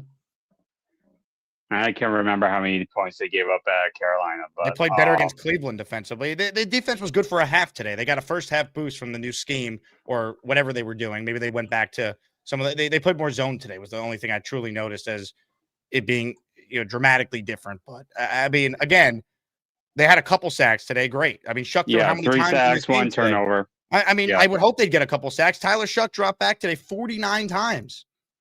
Yeah. And they had no interceptions. The Saints quarterback's a rookie. He threw 49 times today. And did they come close to an interception today? I can't remember. No, I don't believe there wasn't even there wasn't a deflection, nothing that would have come close. I know you said earlier, really earlier in this show, that you said that the Browns are bad. The Browns are better than what they were when we first played them and beat them. If we were to play them again, we would get destroyed. Well, because they have a better quarterback playing for them now. Exactly. That's what I'm getting at. I saw the whole Bills and Browns game because I really thought the Browns could have won that game. If it wasn't for 2 deflected picks that the Bills got and scored touchdowns on both those possessions, the Browns would have won that game. The Browns should have won that game. And also the laceration on Shador's right index pinky finger that he had to get bandaged when they were on the 3-yard line, and they had to put in I can't think of the other quarterback that started the year for Brown. I don't know. It starts with a G, but it doesn't matter. So yeah, I think Cleveland with its last 2 games can definitely win one. I do believe Oakland, if they don't win this game, I can definitely see them winning the last game of the season against the Chiefs, against a 3rd-string quarterback. Listen, it's quite possible we could have the number 2 overall pick because I really do see a couple of these teams winning when they shouldn't. But I don't see, I don't see it possible that the Jets are going to win a game, especially against their next 2 opponents of being the Patriots and Bills. I just hope and pray that one of these other teams is stupid enough to win, because it is possible. And then we just go from there. I mean, again, is it possible? Sure. Mm-hmm. I mean, am I rooting for it? Absolutely. It's just we got to see. I think next week's Raiders-Giants game's massive. The Raiders playing the Chiefs the last week is massive. We'll see what happens. I mean, again, there's a lot of things between now and the last 2 that could play out that could benefit the Jets. Right now they're at 4, which is a positive. We need them to just complete the tank, the final 2, which feels like they probably will. And then they will if Cook is the quarterback. Listen, we knew he wasn't that good. I mean, like you always said for the past, 3-4 weeks, he was an undrafted free agent for a reason. Yeah, we can stop at the let Brady cook. I mean, let's let him start the last 2, be picking as high as possible, move on. I don't even know if Glenn will do that, though. They've been so bad. I wonder if Aaron Glenn tries to go back to Tyrod this week. It wouldn't surprise me. He was healthy enough to back up today. I would think Woody Johnson would know that we don't want to win. And I think Woody Johnson would step in and tell Glenn, no, you're starting Cook. I think this is going to be a Woody decision, not a Glenn decision. You're giving Woody too much credit, as if Woody knows what he's doing. I mean, sorry. Let's be real. I mean, sure. More of your calls right now. Gator, where is my intro? I need a cool intro. I've been calling in, supporting Jake for over 4 years. You did intros for Papa Jet, and Adam is too cool. I'm worthy of an intro, Gator. I don't understand why I don't have an intro. You suck, Gator. You really suck. Hey, Jake. Hello, Rob. At least I can rock the Asmaniac gear here. I can't wear a Jet shirt. I'm just too disgusted, Jake. Ugh. But, I mean, Aaron Glenn, let me tell you, man, this has got to be a one and done. And I know it's not going to be, but it should be a one and done. Come on. Well, what has he shown us? I mean, even when we won 3 out of 5 and everyone was saying, hey, you don't know. Like, we're starting to look good. Now these last 3 games, Jake, we got blown out of the water in an embarrassing fashion. Come on. Oh, they're horrific, Rob. They don't do they don't do anything that inspires any sort of confidence they have the right head coach going forward. I think we're stuck with him for another year. Hopefully they don't screw it up so badly with this quarterback pick that whoever that guy is just ruined by the time the next head coach in 27 takes over. That's where this ends up, if that's how this ends up going. I hope not, Jake. I mean, let me tell you, it's like Aaron Glenn is here and the game is here somewhere because he just does not look like he knows what he's doing. And then look at the stats you just brought up. You touched upon everything that I wanted to say. But when you brought up those stats of his numbers as a defensive coordinator for Detroit Lions, they're not really good stats. They're really not. There's a couple of categories that he did okay, but the rest of them weren't really that good if you look at them. So I tell you, Jake, you're talking about us getting a defensive coordinator, and are they going to find a defensive coordinator that mimics Glenn's system and stuff? I hope not, because I don't want his system, because I don't think his system is that good, or it's not top 5 or top 10. I'd be more confident, Jake, if they went with a Jim Leonard or Schwartz or an Al Harris, and who gets a million turnovers, and they did his style of play, because I don't want Aaron Glenn's style of play with defense, because I don't think he was that good to begin with. He was somewhere in the middle of the pack. It was nothing special, Jake, nothing special. But I mean, I tell you, I mean, we have a shot now. I mean, that we're probably going to wind up somewhere. Maybe we're 4 right now. So even if we wind up 2nd or 3rd pick, chances are if these 3 quarterbacks are coming out, we're going to get one of them. And here's the thing again. They have to fire minimum their running backs coach. The quarterback's coach, who was a running backs coach, London, has to get fired. They have to get a guy with a phenomenal reputation, a quarterback whisperer who knows how to develop quarterbacks. And then the Engstrom thing, I mean, I think it's a flip of a coin. He could go or stay. If they find a better offensive coordinator, I would be okay with it too. Well, you know what's amazing, Rob? If they fired Engstrom, just fire Glenn at that point too. If his first year, where he doesn't call plays for either side of the ball, he fires his DC and then also fired his offensive coordinator, why is the head coach still employed then? What did they accomplish? They didn't build a new system that's going to be here now, the foundation being set on either side of the ball. They have a brand new defense they're going to run next year. And if they got rid of Engstrom, just fire Glenn at that point too. Banjo could be retained under the new head coach. The new head coach would want to retain Banjo. He's done a great job. Westhoff was with how many different head coaches? Boyer was with how many different head coaches? So, look, I don't think they're going to fire Tanner Engstrom, but if Aaron Glenn's even considering that, Woody Johnson needs to say, enough is enough. You're gone too. Let's start over and admit we screwed up and get an offensive coach for our quarterback we're drafting. It's not going to happen, Jake, but yeah, you're right. But let me ask you a question. That Salah team, when we were 2-3, when he got fired in London, right? Do you think this team would beat that 2-3 team right now, the way they're playing and stuff? Even if we had Tyrod, even put in Tyrod, not Brady Cook, even put in the Tyrod or put in Justin Fields, do you think that version of the Jets would beat the Jets version of when they were 2-3? And I say, hell no. I think we've totally regressed. This team is worse by far. I mean, look at our defense, Jake. Our defense has gotten so bad. Oh, but they made the trades of Sauce and Quinn. It's like, yeah, they also sucked with those guys. No one's had a good year defensively besides Jawan Briggs. No one. That's it. Briggs is the only guy. You're right.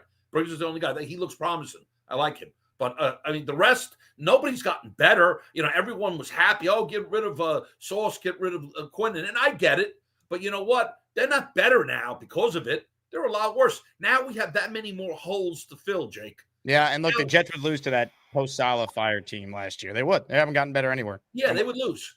My opinion is they would lose. So, you know what, Jake? I wish this nightmare would end, because I don't want to be in 2028 hoping that we develop a quarterback and we get better. Because the thing that I'm afraid of, Jake, is that next year if everyone is retained and they're here next year, it's going to be like last year, 3-14. This year we win 5, maybe 6 games. Well, we're trending the right way.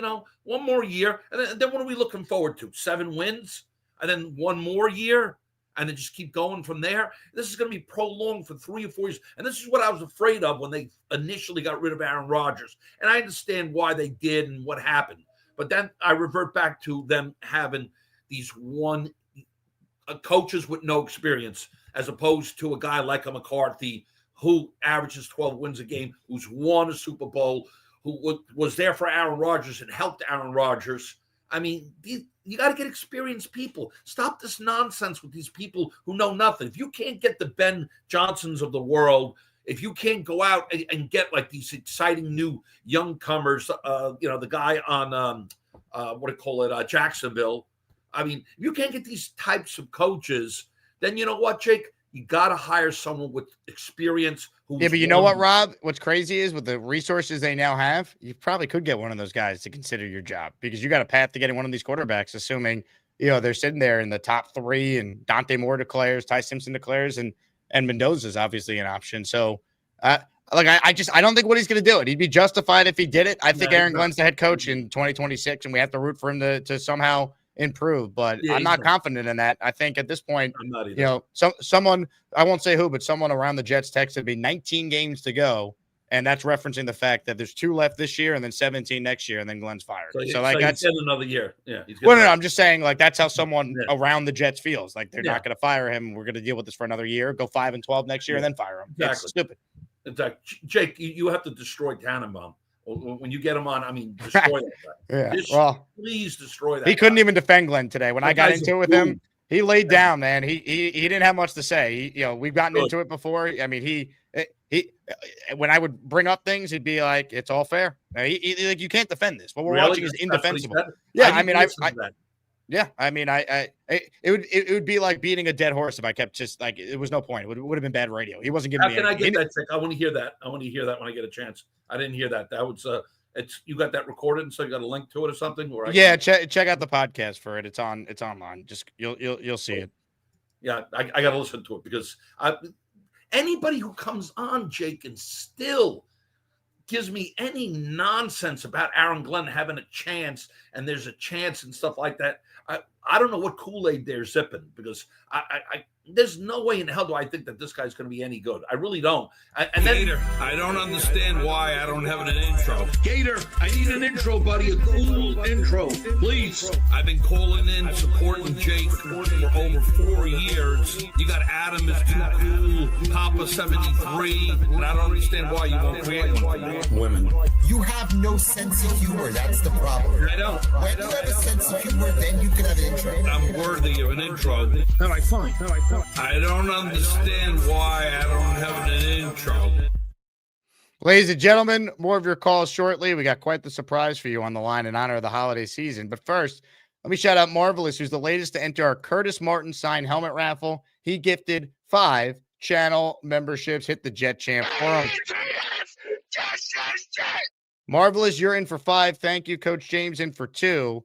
He says that would be a Super Bowl game. Salah versus Glenn. Who sucks the most? What a battle. Honestly, Salah's a better head coach than Aaron Glenn. People might not want to hear that. Robert Saleh, for all his issues, guys got better under his watch. There was development there. He won 4 games his first year with Zach Wilson, who, by the way, is so unplayable that they started a 7th-round rookie in Quinn Ewers today in Miami instead of Zach in his 5th year. Think about that. He won 4 games. He won 7 with Tim Boyle, Zach Wilson, and Trevor Siemian. They had a top 5 defense in 22 and 23. Aaron Glenn can't sniff a top 5 defense. Saleh wasn't a good head coach. It just shows you that we somehow hired a guy who's even worse. For all of Saleh's issues, at least Quincy was a waiver wire claim, became an all-pro. JFM, waiver wire claim, became such an important piece that Joe Douglas dumped away for a bag of used footballs. Right? Braxton Berrios was an all-pro returner. They brought him in. UDFA, or not UDFA, a waiver wire claim. Like, there was real development, man. Quinnen played the best of his career under Saleh. Sauce played the best he's played under Saleh.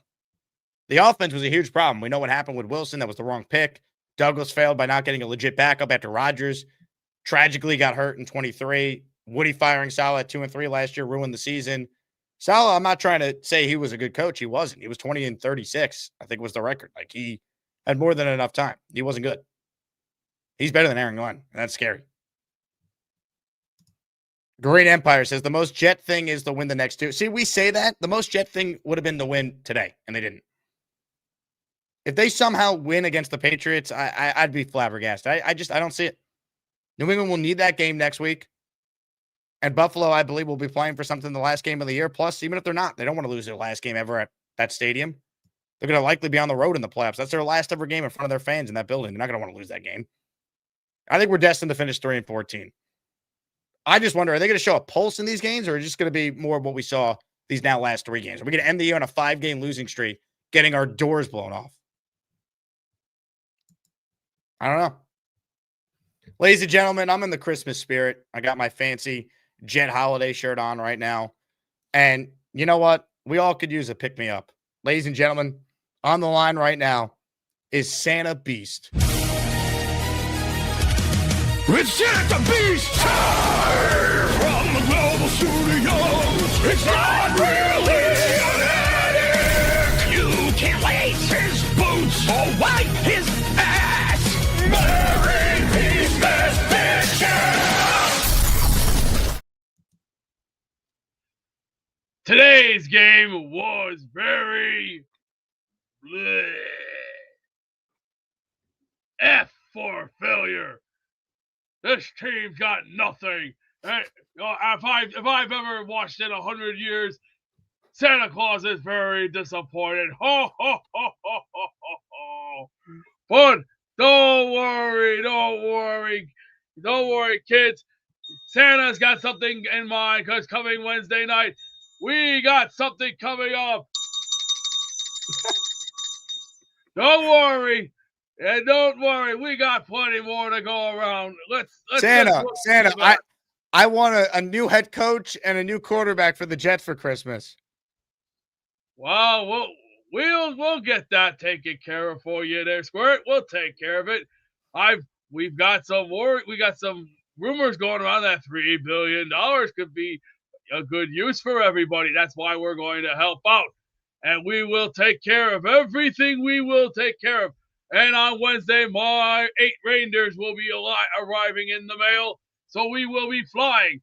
And little Joey will make an appearance with Santa Claus, because we both are going all around the world to deliver the toys for the kids. And don't worry, kids. Santa Beast, where's your beard? I'm not used to seeing Santa without a beard. Santa Claus is hot. Santa Claus is pimp. And just like the pimp says to his hoes,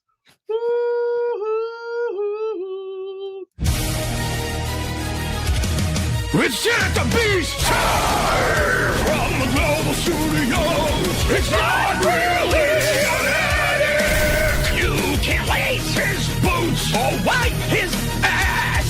Merry Christmas, bitches!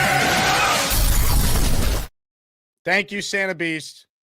Ho, ho, ho. Merry Christmas. Matt L is in the raffle for 5. No way Woody's a football fan. If he had the passion of the fan base, this team wouldn't be as bad as they are year after year. Johnson would not run his company this way. It's business, not personal. Love the show. Matt, thank you. Look, I think Woody wants to win. I think he has no idea how to win. I think he's surrounded by yes men. And I think ultimately, Aaron Glenn sold him a bag of goods that aren't just real. I think he got conned. Again, I hope I'm wrong. I'm not going to pretend like what I'm seeing is not reality. If you're a Jet fan, you're watching this year, and you think we have the right head coach, I really would love to know just why. Because I don't see it. Believe me. I don't see it. Again, I'm glad they lost today, but how they're losing, if that doesn't alarm you, I don't know what to tell you. So, at this point, just finish the tank job at this point. A win against any team this late in the year wouldn't matter. It's funny. I'm not really seeing the Glenn truthers calling and defend him either. So I wonder if a lot of you are starting to recognize that we got it wrong again. Ladies and gentlemen, more of your outstanding calls right now. Buckle up. If Mad Max ain't yapping about Jets, that boy, he's jamming, he's slamming, freaking dancing, wall smashing. I'm Jake Asman. If Mad Max ain't ever stopped yapping, that boy, he still be dancing. Then call Jake Asman. He got an orange wall. Honestly, Jake, can you guys hear me? Absolutely not. Oh, man. Honestly, are you doing any more shows with Mike Tannenbaum for the rest of the season? Every Sunday from 8 Honestly, to 12. he scammed the Jets. You know, the 33rd team. They scammed the Jets pretty badly. You know, Aaron Glenn so far is looking like a horrible coach, Jake, honestly. You know, when I was talking about last season, like, I was never on your show, but my number one candidate, I wanted Ben Johnson. You know, he was a bright offensive mind of the lines, you know. And right now, look at the Bears. They're 10-4, and I was watching the post game on TikTok. I would have won that as a coach, but oh no, Woody Johnson has to be an inept owner. He's the 33rd team who somehow scammed him. Didn't even interview Mike McCarthy. Didn't interview Ben Johnson. Didn't even interview Ben Johnson. Like, come on, he was a good coach. And look at Chicago Bears. I have family literally in Chicago, literally Bears fans. And look at the Bears that we're doing right now with Caleb. They were the most incompetent organization for years.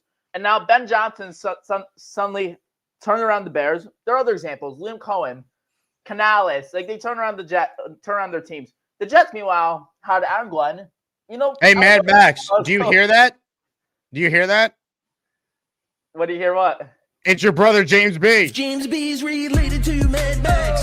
He's in his 30s and mellow, drinking decaf, likes bagels. I'm Jake Asman. If James B looks oddly familiar, he might be starring on Netflix as a serial killer. He hasn't been seen using Adderall. Honestly, James, can you hear me? Oh man, let's have a nice little Jets conversation. So, what are your thoughts on Aaron Glenn? Do you think he's a good coach? Honestly, I think he's a horrible coach. Max, I don't see anything about this team that I don't see any solution at all for this team. And honestly, we're not a quarterback away, so I don't know what to say. And I don't know what anyone else can really add to the conversation. Quite frankly, at this point, we're so bad. This is awful. What quarterback can you bring in where we can win with our defense letting up 40 points a game? I agree. You know, our defense is terrible, honestly. And Aaron Glenn, you know, we hired Steve Wilkes. You know, Steve Wilkes is terrible, honestly.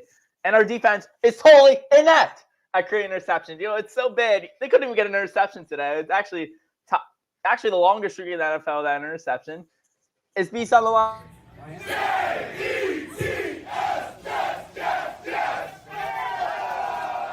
Good stuff from our brothers there. James, your internet, though, was crap, but I appreciate it. More of your calls right now.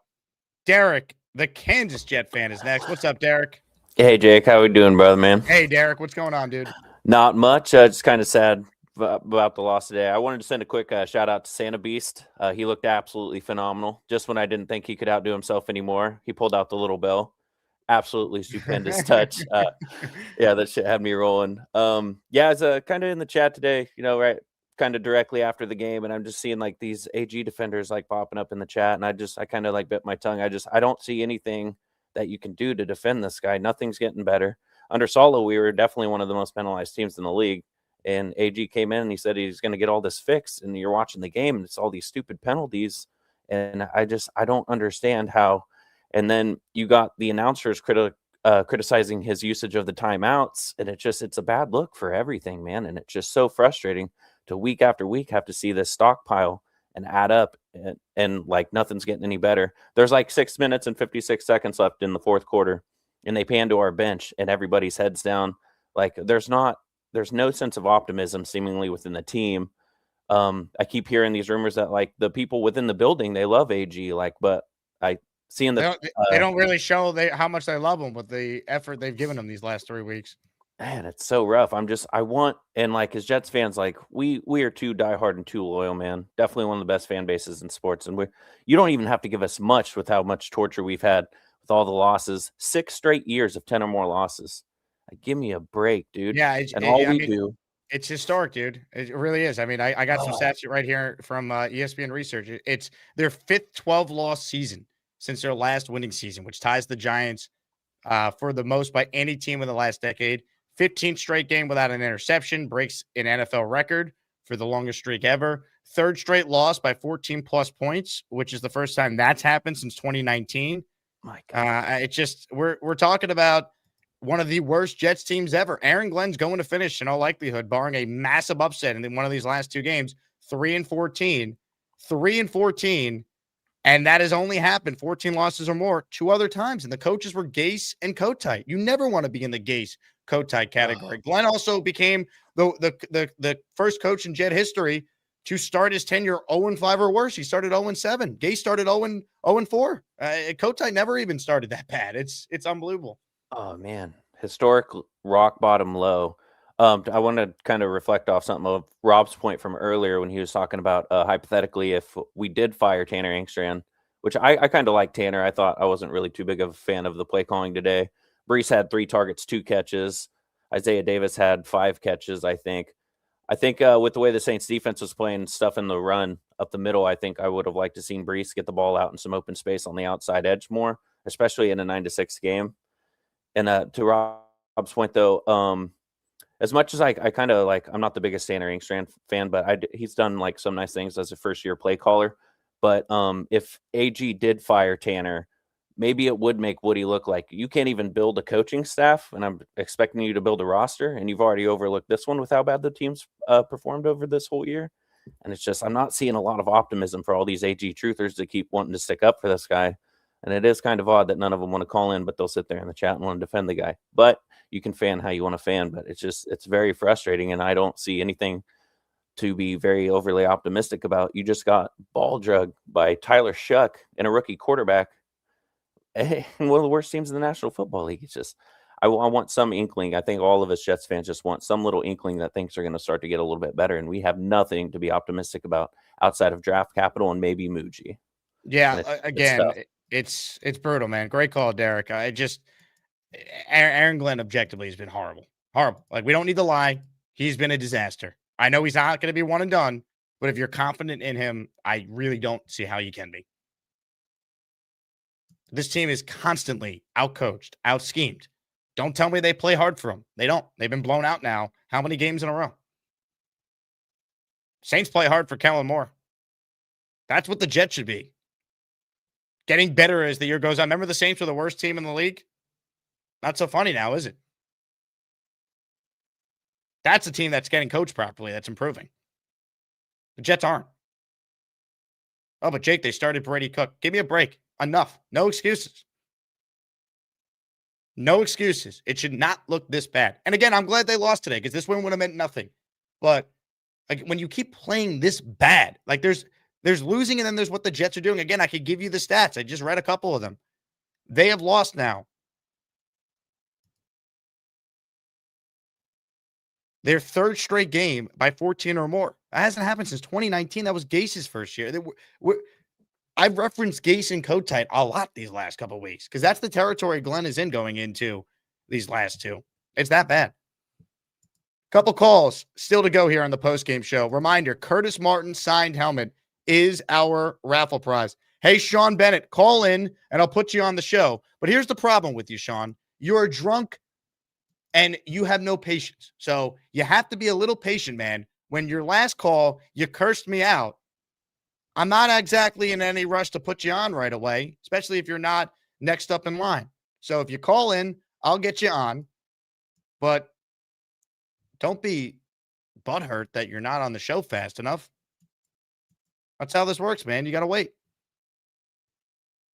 NYJD_16 is next. He's the host of Jet Afterburners, and I played a clip of their show on our show earlier this week because they had an awesome interview with Connor Hughes. So let's say hello to, I believe your name is Dan, right? Yes, sir. What's going on, up, Jake? Dan? Hey, good interview with Connor, man. Appreciate you calling in. I appreciate you, man. I appreciate you always being truthful and honest. This is crazy with all these AG truthers. These are the same ones that are defending Aaron Glenn and saying, well, he's not winning because he doesn't have a quarterback. These are the same psychos that are like, we can't give up draft capital to move up to get a quarterback. Like, they continuously contradict themselves. The New York Jets, in order to get a winning culture, you need a franchise quarterback, which we don't have. We need a legit head coach, in which I get it. We're going to go into 2026 with Aaron Glenn, but I honestly feel he's going to have a brand new staff around him. You know, new offensive coordinator, obviously new defensive coordinator, except for the special teams ace. He's doing great. But now here we are. Look, I'm watching the freaking Raiders game because I'm hoping that the Raiders win and we move to 3rd overall. Like, enough is enough. And again, I have a question for you. And I know I posed this to Connor Hughes, but how Jackson Dart played today. Could it be that the New York Giants have a new regime there, new GM, new head coach, 1st overall, and they may be inclined to draft Mendoza? Would we give up 2 of our 2nd rounders to get Jackson Dart? I mean, I want Mendoza badly, but I also like Moore. But Dart wouldn't be a bad consolation prize either, right? Hey, I mean, I'm just curious. Touchdown Raiders, man. So let's yeah! let's hope. Let's go, baby. Let's go, Gino. Yeah. Look, again, I like Jackson Dart. I don't think the Giants are going to trade him. I think they're going to stick with him, and they would trade the pick. Let's hope if they're in position to get the pick, the Jets can make a deal. An ideal scenario, NY, JD, is that the Jets don't have to trade anything, Dan. That they could just stick and pick. But we'll see. But at this point, like, even if they get the quarterback, my expectations are still going to be tempered because I think our head coach is going to put us in a spot where I hate to say it. I want to try and be positive, but like, why wouldn't I expect the Jets to probably win 4 or 5 games in 26 and we're having a coaching search going into 2027? Like, what does Aaron Glenn do well at this point? It's tough. Can I ask a question with this here? So I know the Rossini report came out that Glenn's job is safe, but we are talking about Woody Johnson here. In the event we land the #1 overall draft selection, there has to be some thought process in how we're losing games. And if we're going to make an investment on a Fernando Mendoza, I think there's still a small chance. We're talking about a billionaire here, Woody Johnson. I know a lot of people are like, well, you're paying Aaron Glenn top buku bucks. These billionaires, they know how to circumvent money and they know how to collect big time money off their entrance. If they have to claim a loss, they'll do so. But just my opinion, if we land and we're no trading assets, no nothing of that nature, I think there's a small chance we might have a huge overhaul here. Look, again, if they get blown out these final 2, could Woody Johnson maybe rethink things? Sure. I can't say it's 0%, Dan, but I don't see it, man. Good call. Love the passion. I don't see it. I think Woody Johnson is an awful owner. An awful owner will not admit their mistake. I make fun of Robert Kraft a lot. At least he owned that he made a bad hire with Mayo. He didn't wait. Does it help that he knew Gerard Mayo was interested, or Mike Vrabel was interested in his job? Sure, but you can't fire Glenn because who are you going to replace him with? Anyone might be better. Find an offensive guy. At least we could develop the quarterback if we're going to suck. Wouldn't you feel better about any offensive-minded coach overseeing the development of Mendoza or Dante Moore than Aaron Glenn and Charles London's our quarterback coach? And look, Engstrand's done some good things. I don't think he's terrible, but I mean, someone suggested they fire him. If you're going to fire Tanner Engstrand, the head coach should be fired too. He missed on both his coordinators and he doesn't call plays. What does Aaron Glenn do? He doesn't clean up the penalty problem. The tackling hasn't been that much better this year. All these things he said he'd fix, a program that would be implemented in year 1 here, they have done none of that. And don't have revisionist history. They didn't think they'd be sitting here, likely finishing 3-14. They sold Woody Johnson on, hey, we had to lead 7 times in the 4th quarter last year. We're going to teach these guys how to win. We're going to be in these games, and we're going to win some of them. We have Justin Fields. He's never been coached properly. We're going to coach him up. Remember Glenn had that line? They want to take undrafted free agents and make them play like a day 3 pick. They want to take a day 3 pick and get them to play like a second rounder. They want a second rounder to play like a first rounder. Glenn said they want first rounders to play like a top 10 pick, a top 10 pick to play like a Pro Bowler. Whatever that line was that he gave, it was all built on they're going to coach guys up. And I ask everyone again, which players have been coached up and we have seen real improvement from? There's maybe a couple I could give you. And on defense, I could give you one. Jawan Briggs. It's pathetic.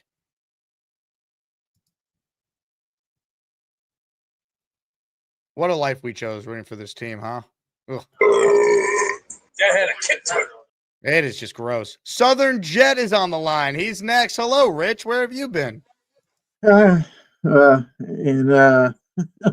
stomach surgery, I guess, after this debacle.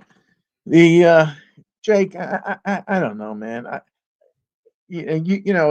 been watching since 1960 with the mind that understood what I was watching, NFL, AFL, NFL football.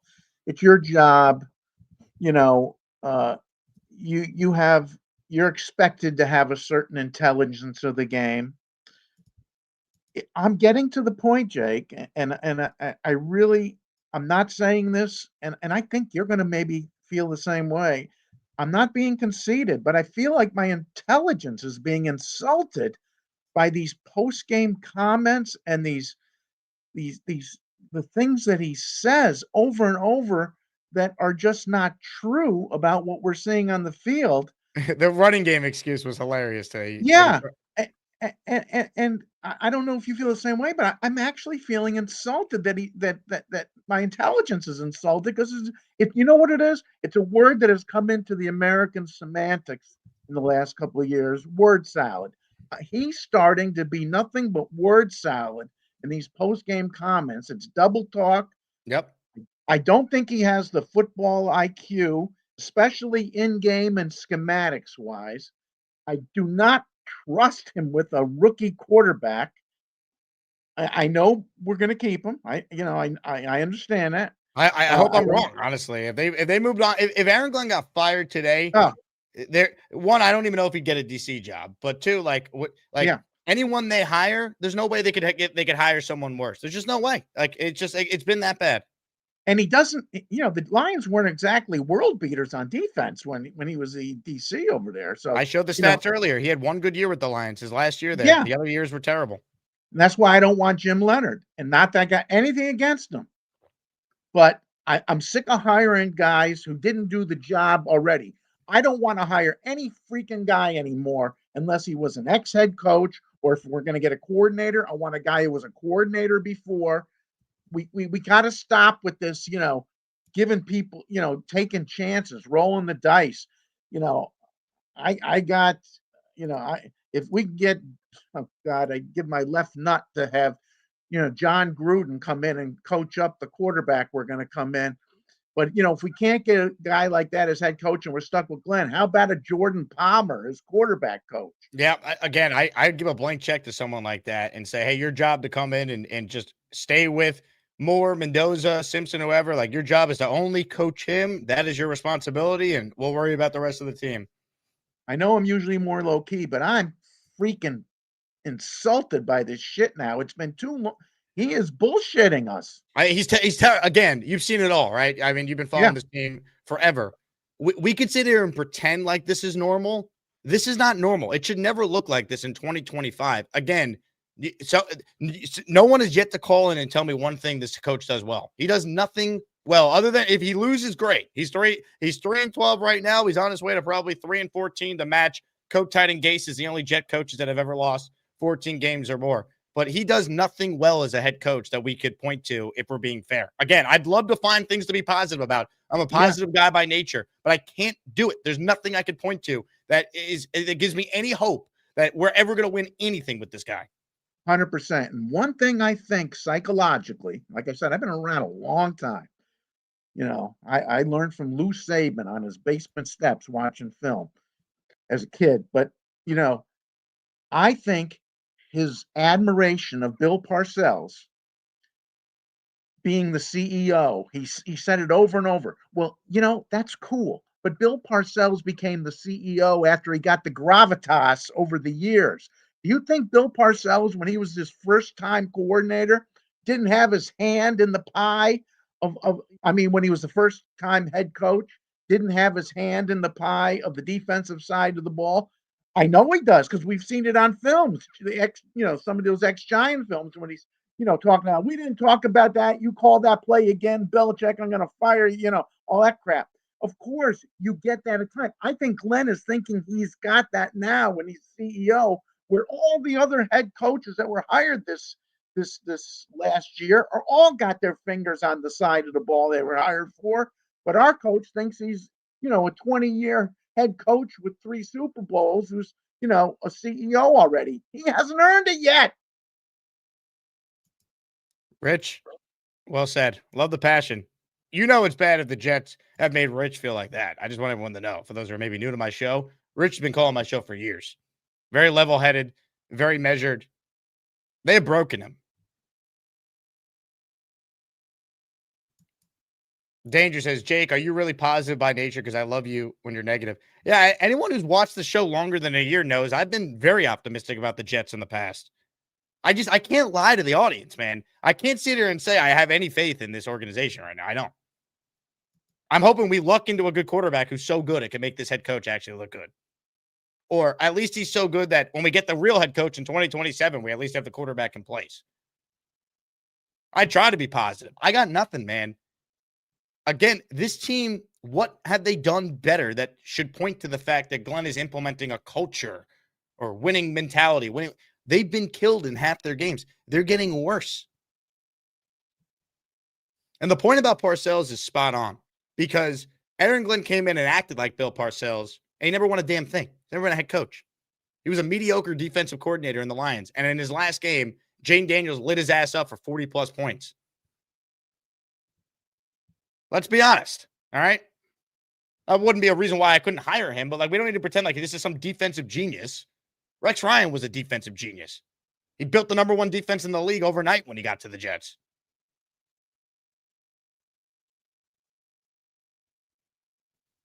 That's it. Saleh, for all his issues as a head coach, at least he proved he knew his side of the ball. I watched Greg Williams coordinate a defense with way less talent than this current Jets defense, and they had a 6-2 second half. Finished 7-9. Frankie says, if Glenn's 0-7 next year, how long is the leash? People bring up the Lions. What they forget about the Lions is the second year for Campbell, they started 1-6 after they went 3-13-1 in year 1. I don't think Glenn's getting a 1-6 start. Right? The Lions at the end of year 2, they finished 9-8. If we're on the Lions trajectory, do you see this team going 9-8 next year? I don't know, man. We're going to get to more of your calls, and we got a guy on the line who's been dying to get on. He's been complaining that he's had to wait so long. But I want to intro him properly. If we're going to do this, we're going to do this like men. We're going to play a video to set the scene for this man's first appearance since his faithful day. More of your calls right now. This guy is a loose cannon. I'm really going to try to tone it down tonight. Psych. I bought the yearbook for 98. Aaron Glenn. DS. So, this call is going into the toilet like that football he dropped a few weeks ago. What? No, false. This is what you do, man. I'm trying to make a good call. Then you bring up these idiotic guys. Dude, if I was in your face, you wouldn't say shit. Frank called you an angry drunk. And you guys want to thrash me. Don't take the chat overly serious. They're trying to troll you to get you riled up. Sean, stop crying. Now I will definitely tell you that to your face. He wouldn't. Dixie I guarantee says, you wouldn't. Yes, we would talk to you like that. Gary says they're all P words. Don't take it to heart. How about the fact that the guy that called you a midwit is coming to your defense? Thank you, nitwit guy. We're all now dumber for listening to this. How do you think this call went? Jake, man, I like you, but you can, be problematic in my life. 3 minutes of shoving a football in a toilet was more entertaining than 10 minutes of whining. Because you want to make me look like a dumbass. Like I'm, like Beast. Whoa. And what has Beast done? Why are you taking a shot at Beast? Because you want to make me look like a sideshow freak. You make yourself look like a jackass. I don't have to do that. Beast is a clown in itself. Shut your trap. Look, Asperger. Dude, you live with your mom. Shut up, bitch, when I speak. 1987's calling for their glasses back. This is what Jake wants. Jake is feeding off you it. You know why? Because he's getting more lucrative I want more bitches like you. I like your game, Jake. Go change your tampons, by the way. Did you get enough airtime today? Are you satisfied? You're a clown, bro. You're a clown. You just made me $2. Nate says, thanks for the Sean. I know. You're making me seem like I'm a sideshow clown, and I'm not. Do that on your own. I just answer your calls. You're the ringleader. Well, it's called the Jake Asman Show. So, yes, by the nature of the title, I am the host of the show. If you want to talk to me one-on-one, I'll meet you on the boat. I really don't want to talk to you one-on-one. I think the platform we have here is more than adequate. Because you're afraid. You're scared. You little What? redhead bitch. Your drunk ass calling into a talk show? I'm afraid of you? No, Sean. We'll see you later, buddy. Hope your life improves. You miserable piece of crap. So apparently Sean's not calling back in because he's too busy putting his football on the toilet again or something. This was just sent to me by Sean. If you get done with the football on the toilet, please call in. I don't hate you, Jake. It sounds like you do. You've been ripping me in all your comments here. Because I'm disturbed how things went. When people drink, you know what results of. Beastbreaker wrote in, shut up, Sean. Don't play with your tampons. Are you blaming me for your drunkenness? Yankees Rock wants to know. Have you thought about not calling into the show if the chat triggers you, Sean? You kind of trigger me. I trigger you? Jake, I like you, man. It's about making money. Let's be real. I'm not stupid, Jake. Let me go back to incognito mode. I'm smart. I'm not stupid like half your audience. This guy is a severe alcoholic. Your problems are my problems. My problems have nothing to do with you. So stick that 98 yearbook up your ass and stop blaming me for your problems. My girlfriend even said, you watch so much Jake Asman, I had Jake in my dreams. You're dreaming about me, Sean? For real. I love you, Jake. I'm just mad at the whole life agenda. If you called in sober, I bet they wouldn't make fun of you as much because you wouldn't be saying outlandish things. Sober? I'm boring. Yes. Yeah, like the guy with the half. Did you just call David T boring? He is boring. I think he's joyful. How dare you go after David T? Well, when it became clear that he was talking about David T, we will not stand for such a thing. You know what, Jake? Yes, Sean. This is how I feel right now. Fuck you. I'm out. Bitches. Fuck you. Anything else, Sean? Sean, my advice to you would be put the bottle down, you drunk fuck. What's up, Sean? What's up, Jake? Come out from the jungle. Where you been, man? The jungle of misperception, of miscoordination, of your, dialect of how I should be or what I should be. What do you mean? I know, it's so funny that Gator, I was on Nick's show, right? Nick Shines. And Gator was like, oh man, come back, man. Come back, we miss you. We miss you. What? To make me belittle me? And to, make me like what? One of your sideshow clowns? You do that on your own. You call into the show. It's a community of callers. I know, but you deliberately. I know the game, Jake. I don't think you do. You call you're in. Capitalist. I make a living talking about the Jets, Sean. Yes, I would not be able to do a Jets talk show year round instead of getting a real job unless I made money from sponsors and listener donations and YouTube revenue. That is correct. I don't think this is a big gotcha. I think the audience is well aware that a show in which I say we're presented by FanDuel Sportsbook at the beginning is in fact a show that I am making money on. Hence, and then Gator's gonna everything I said, he's gonna record it, he's gonna edit it. You're being recorded right now. You're on the internet. I know, but he's gonna edit it to make me seem like this What did he edit there that was incorrect?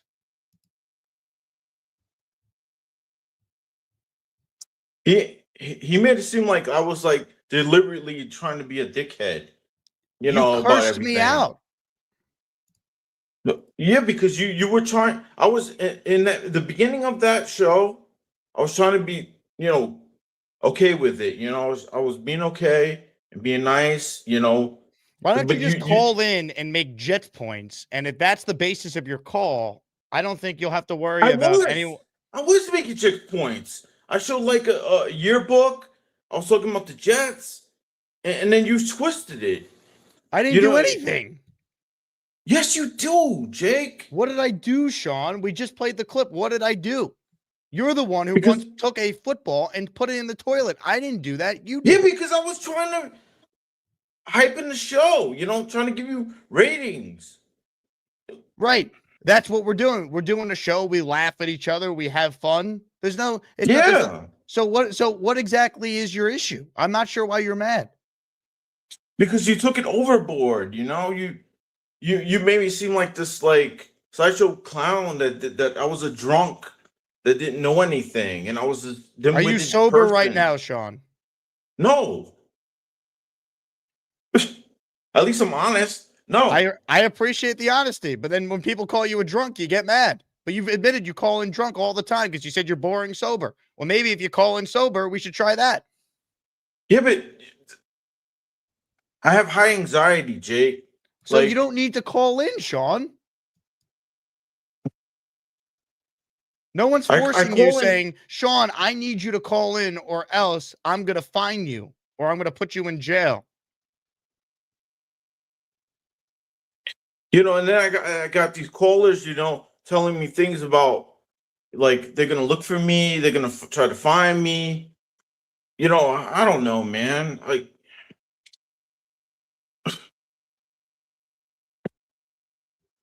I don't know.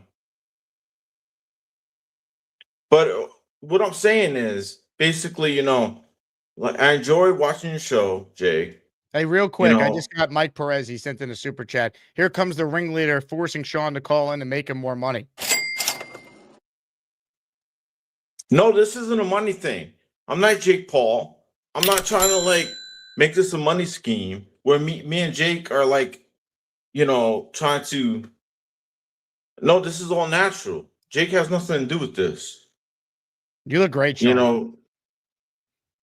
So this is just me. You look handsome. Thank you, Jay. My pleasure, Sean. I tried to. Jake, I listened to you for like 2 years or more. I appreciate you being a listener, Sean. I'm rooting for you. I enjoy your calls, but if you feel like you need to be drunk to make them, maybe you shouldn't call in for a little while. Maybe you should try and call in sober, and we'll just build up your confidence to call in. Hey, Coach James says, Jake, here's $5 to sponsor this drunken promo. See, why people. This is what I get, right?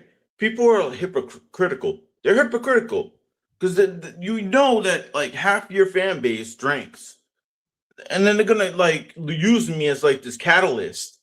Like, oh, look at him. He's worse than me. He's worse than me. So are you saying you're an inspiration? So like, oh, look at him. He's worse than me.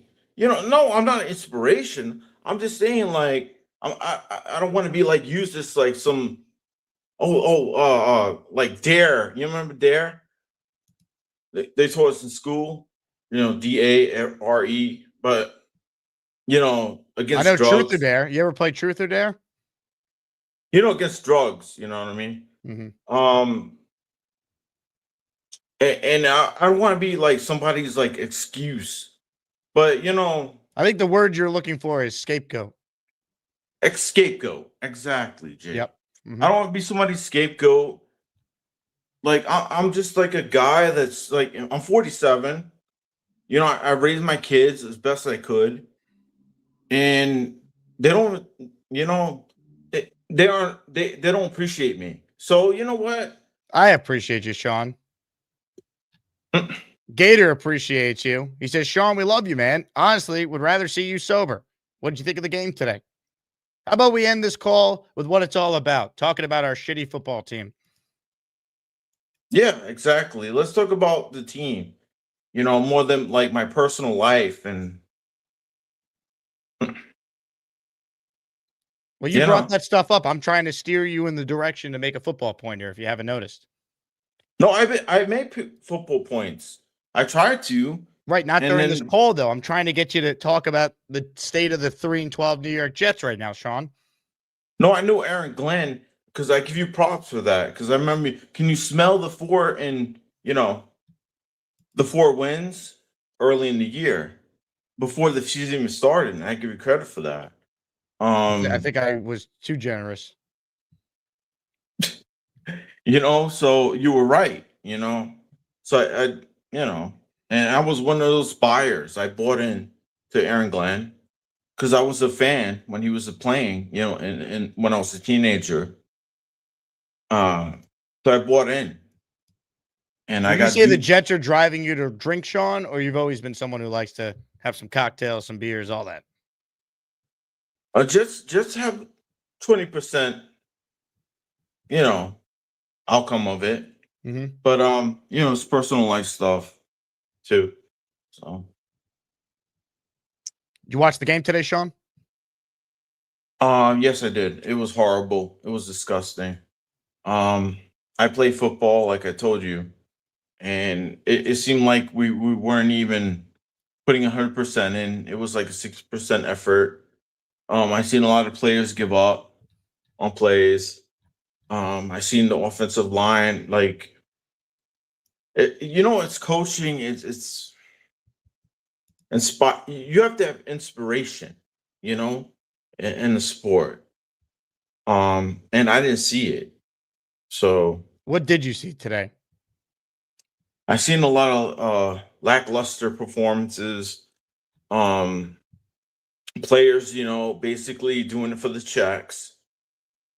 Which players?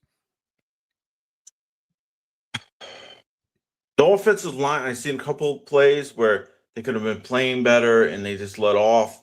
I seen like wide receivers basically not running their routes right. The quarterback just it was a mess, it's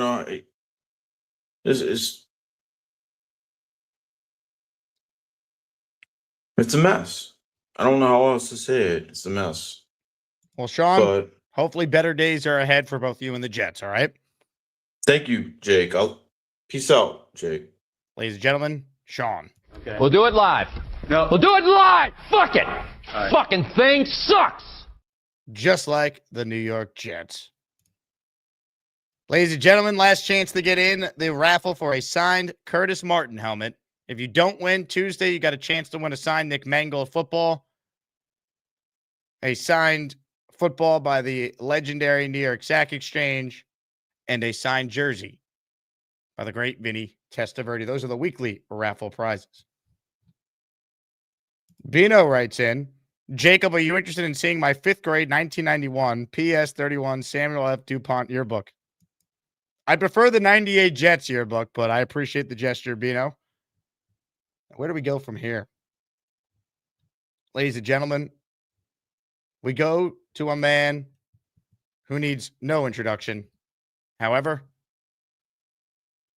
we have plenty of them to play. Sing along. Get ready for Neil. He will make 13 points about the New York Jets and maybe hump a Patriots jersey. Get ready for Neil. He's probably smoking a big fat cigar and burning his house to the ground. That's Neil.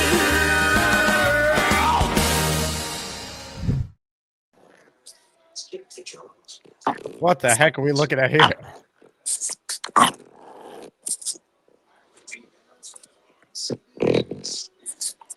There we go. What's up, Jake? I got my daughter's dog all over me here. My God, this dog is driving me crazy. It's one of those French bulldogs. Look. What's the dog's name? What's your name again? I forget. Shit. What the hell's the dog's name? I forgot his name. I'm at my grandson's 11th birthday party. Look, there's his, there we go. We got a little thing going on here. Oh, This yeah. is his bird collection. He's an animal lover. He's got these little things, these opsilocas, or whatever the hell they call them, like little salamanders. And he's got his thing here, his fish tank, and all the wonderful goodies. And now we're watching a real game Yeah. with a real quarterback by the name of Aaron Rodgers. Oh, yeah. Remember him? Yes, Oh, I do. I have it he's on right throwing now. bullet. He's throwing 50-yard bullets all over the field here. I know they only scored 15, but he has guys dropping passes. And I just want to wish the Asmaniacs, I want to give every Asmaniac a wonderful Christmas present from Santa. I want all the people who only liked Aaron Rodgers, not the guys that wanted Justin Fields, like what's his name there, Philly Noodle Brain, and all the other guys, Indy Jets. I want the guys that were upset when Rodgers left. Rob, me, Peter, you, normal common sense Jet fans that have half a goddamn brain. And I want you guys to put all you can on two bets. One bet for the Steelers to win the AFC, which is I got 2,500 now. They're 2,000 and dropping because they're going to win this game, and it'll be down to less than 2,000 probably. And then I want you to bet a little bit of money on the Steelers to win the Super Bowl. And then I want you to enjoy the last 5 or 6 weeks of the season. And we'll have something good to talk about, so we don't have to talk about our shit team anymore. As far as the team is concerned, I ditto everything Rich said. Rich Southern Jet is probably the most intelligent guy that calls into this show. And I 100% agree with everything he said. I wouldn't have Aaron Glenn, CEO, Bonesy's shoe store. Okay. I wouldn't even have him CEO the meal that Chuck Wagon is cooking at night. He is useless as tits on a bull. That's all I got to say. Have a great holiday, everybody. Merry Christmas. Happy New Year. Let's go.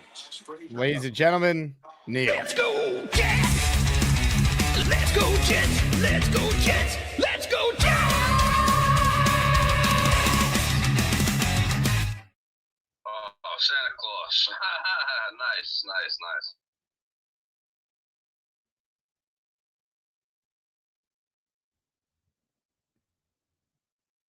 Are we ready?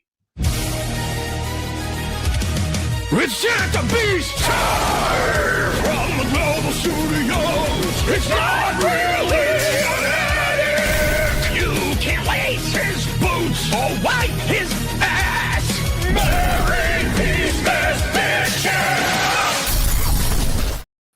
Honestly, guys, let's talk about the game. It was an embarrassment, Jake. What do you guys' opinion on me doing a backflip through this orange wall? I already heard your takes, Mad Max. One last call before the raffle. Last chance to get in if you want a chance at the Curtis Martin signed helmet. This super chat is from Peg and Artie. Merry Christmas and Happy New Year to all the Asmaniacs. And we say hello to Artie right now. What's up, Artie? Hey, Jake. Listen, I called in the other day talking about AG. We got to sit and wait and see what happens. I think I'm done with that, tell you the truth. He's useless. I don't know where we're going. I don't know. We just have to wait for the draft. But I just got off a video chat with Beast. Oh, that was you and talking. Hey, guys. He had a great idea. Because since the Beast is the one who got rid of 6 rings, and Beast is the one who destroyed Beasley, maybe we should stick Beast on AG. That might help. Wow. That might be a thing. And I want to ask you, for desperate measures. I want to ask you, I was a little disturbed with Neil. I kind of looked like he was giving the dog a red rocket. I don't know if he was or not, but I hope he wasn't. The way that call started, I wasn't sure exactly what I was looking at first. Yeah. I'm kind of like, and I'm sober. I'm drinking water. Nice. Sean, nobody gives a shit if you're boring. Just call in, have fun with it, man, and relax. Nobody gives a shit what you're doing, man. That's, I'm boring too. I don't care. Anyway, Artie, we had friends you're the watching. We man. had friends. No problem, Jake. I'll talk to you later another time. No big deal. You got it. And happy holidays. Merry Christmas to you and Peg. Oh, God. Our guy Tommy in the house with his Asmaniac super chat. He says, thank the gods the Jets lost today. Jake and the Asmaniacs, thank you. The reality is losing is better for the Jets. The problem is the way they're losing. It's not just because they have a lack of talent, folks. Again, they have a defensive head coach who doesn't do anything well defensively for this team. They're not completely bereft of talent there. Every player on this defense that we've seen be good at times has regressed this year. The only one who's improved is a guy who wasn't on the team last year, is Shawan Briggs. Tackling horrific. The in-game stuff is still not great from Glenn. The play calling on offense is like okay. I don't know if we could be like, yeah, I'm fully confident in Engstrand. Like he's better than Wilkes was. And just like the penalty problem. Like Glenn's lamenting that ad nauseum in his postgame. You were supposed to clean that up, dude. It's week 16. It's coaching, man. It's coaching. Now, you want to see what coaching looks like? Look at the Jaguars who are about to be 11-4. That's coaching. Or the Bears who are 11-4. Despite their quarterback not being that great. Like Caleb Williams hasn't had this unbelievable year living up to being the number 1 pick in the draft. He's improved. They're a real team, though. We just suck, man. We got it wrong again with the coaching hire. Again and again and again. We keep hiring defensive guys with no experience.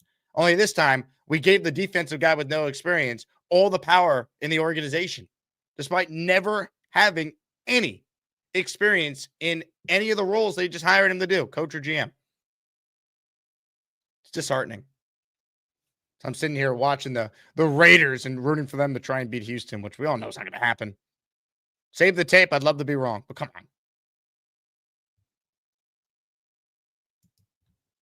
I mean, it's brutal.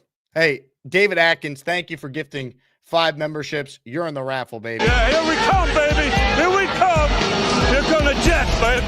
If you're one of the 400 plus people watching right now, smash the like button. Make sure you are subscribed to the channel. Consider joining the Patreon as well. It's a great way to stay connected to everyone in the community. It supports me and this show. You get a bunch of perks, including your name in the intro. For just $6 a month, you get everything in the merch store year-round, 20% off. You get access to our private Discord, which is an extension of the YouTube chat with your favorite callers, listeners, find out about events. Just a great community of people who all share the common bond of rooting for a bad football team. Pittsburgh about to score again. What a win by the Steelers if they pull this off. On the road in Detroit. Coaching, man. We still want to fire Mike Tomlin, Steelers fans? Oh, my God, what I would do to have a chance to win every year. I know they haven't done it in a while. Every year they got a shot. Every year they play meaningful games. We can't sniff a season where we win more than 7. Mike Tomlin gets criticized because he only goes 9-8 or better every year. Oh, I'd love it. Would love to trade places with him. Oh, my God. Pain. So much pain. All right, I'm currently counting the raffle names here. Again, we had a huge turnout of people entering for the Curtis Martin signed helmet. So I want to thank everyone for that. Awesome to still see this community care. Tune into a post-game show about a team that is, quite frankly, one of the worst in franchise history. Unreal.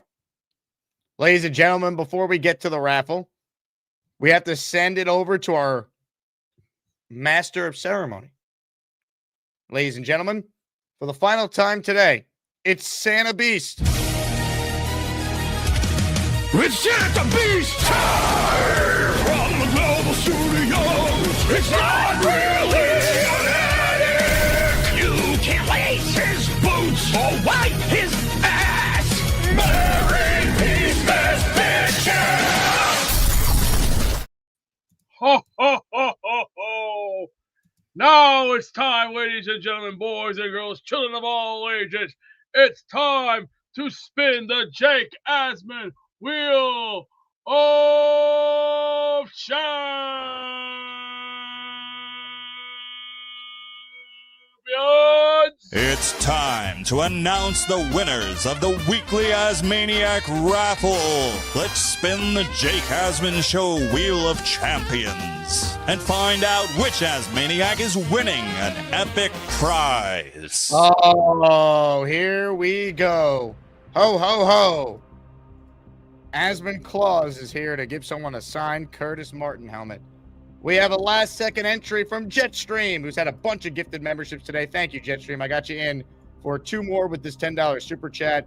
He writes in the following: Merry Christmas and Happy Hanukkah to everyone. Thank you all for making the season worth something. Also, AG, get your bleep together. Amen. Amen. I don't know if it's possible for him to do it, but I hope so. All right, everyone. Good luck. If you win, you have to email me your name and address so I know where I'm sending the autographed Curtis, my favorite Martin helmet, to. Good luck to everyone. Today's winner is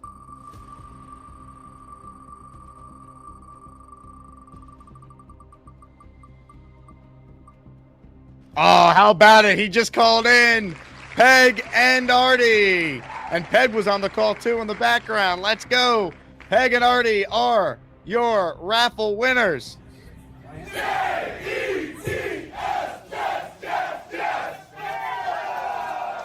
You couldn't ask for 2 better Jet fans to win a great prize. Congrats to Peg and Artie. They are 2 of the greats. They've never won a raffle before, and God, were they do. So I'm pumped for them. Peg, Artie, congratulations. This signed Curtis helmet is yours. Love it. All right, I want to thank all of you for watching. I know this team is dog crap, but you guys still tune in, so I can't thank you enough. It's hard to do a show every day about a team that hasn't made the playoffs in 15 years and seemingly has no hope going forward, but you guys make it worthwhile. So for that, truly grateful. Happy holidays. Merry Christmas. I'm on the radio all throughout this week. I'm still going to try and squeeze in as many YouTube shows as possible, even with the holidays now officially here. So be on the lookout. Check the Discord for updates when we're going to be going live. Tomorrow we will have Beningo at 10 a.m. and I'm in for Michael K from 1 to 3. I'm planning on doing a second show in the afternoon as well. So we got a lot of things I'm sure to digest and talk about because there's always something with the Jets. Even when it feels like there's nothing, there's always something. Again, I love all of you. JETS, Jets, Jets, Jets. And as I sit here right now, I guess there's still some hope for the Raiders. So go Raiders, I guess. And we'll talk to you tomorrow.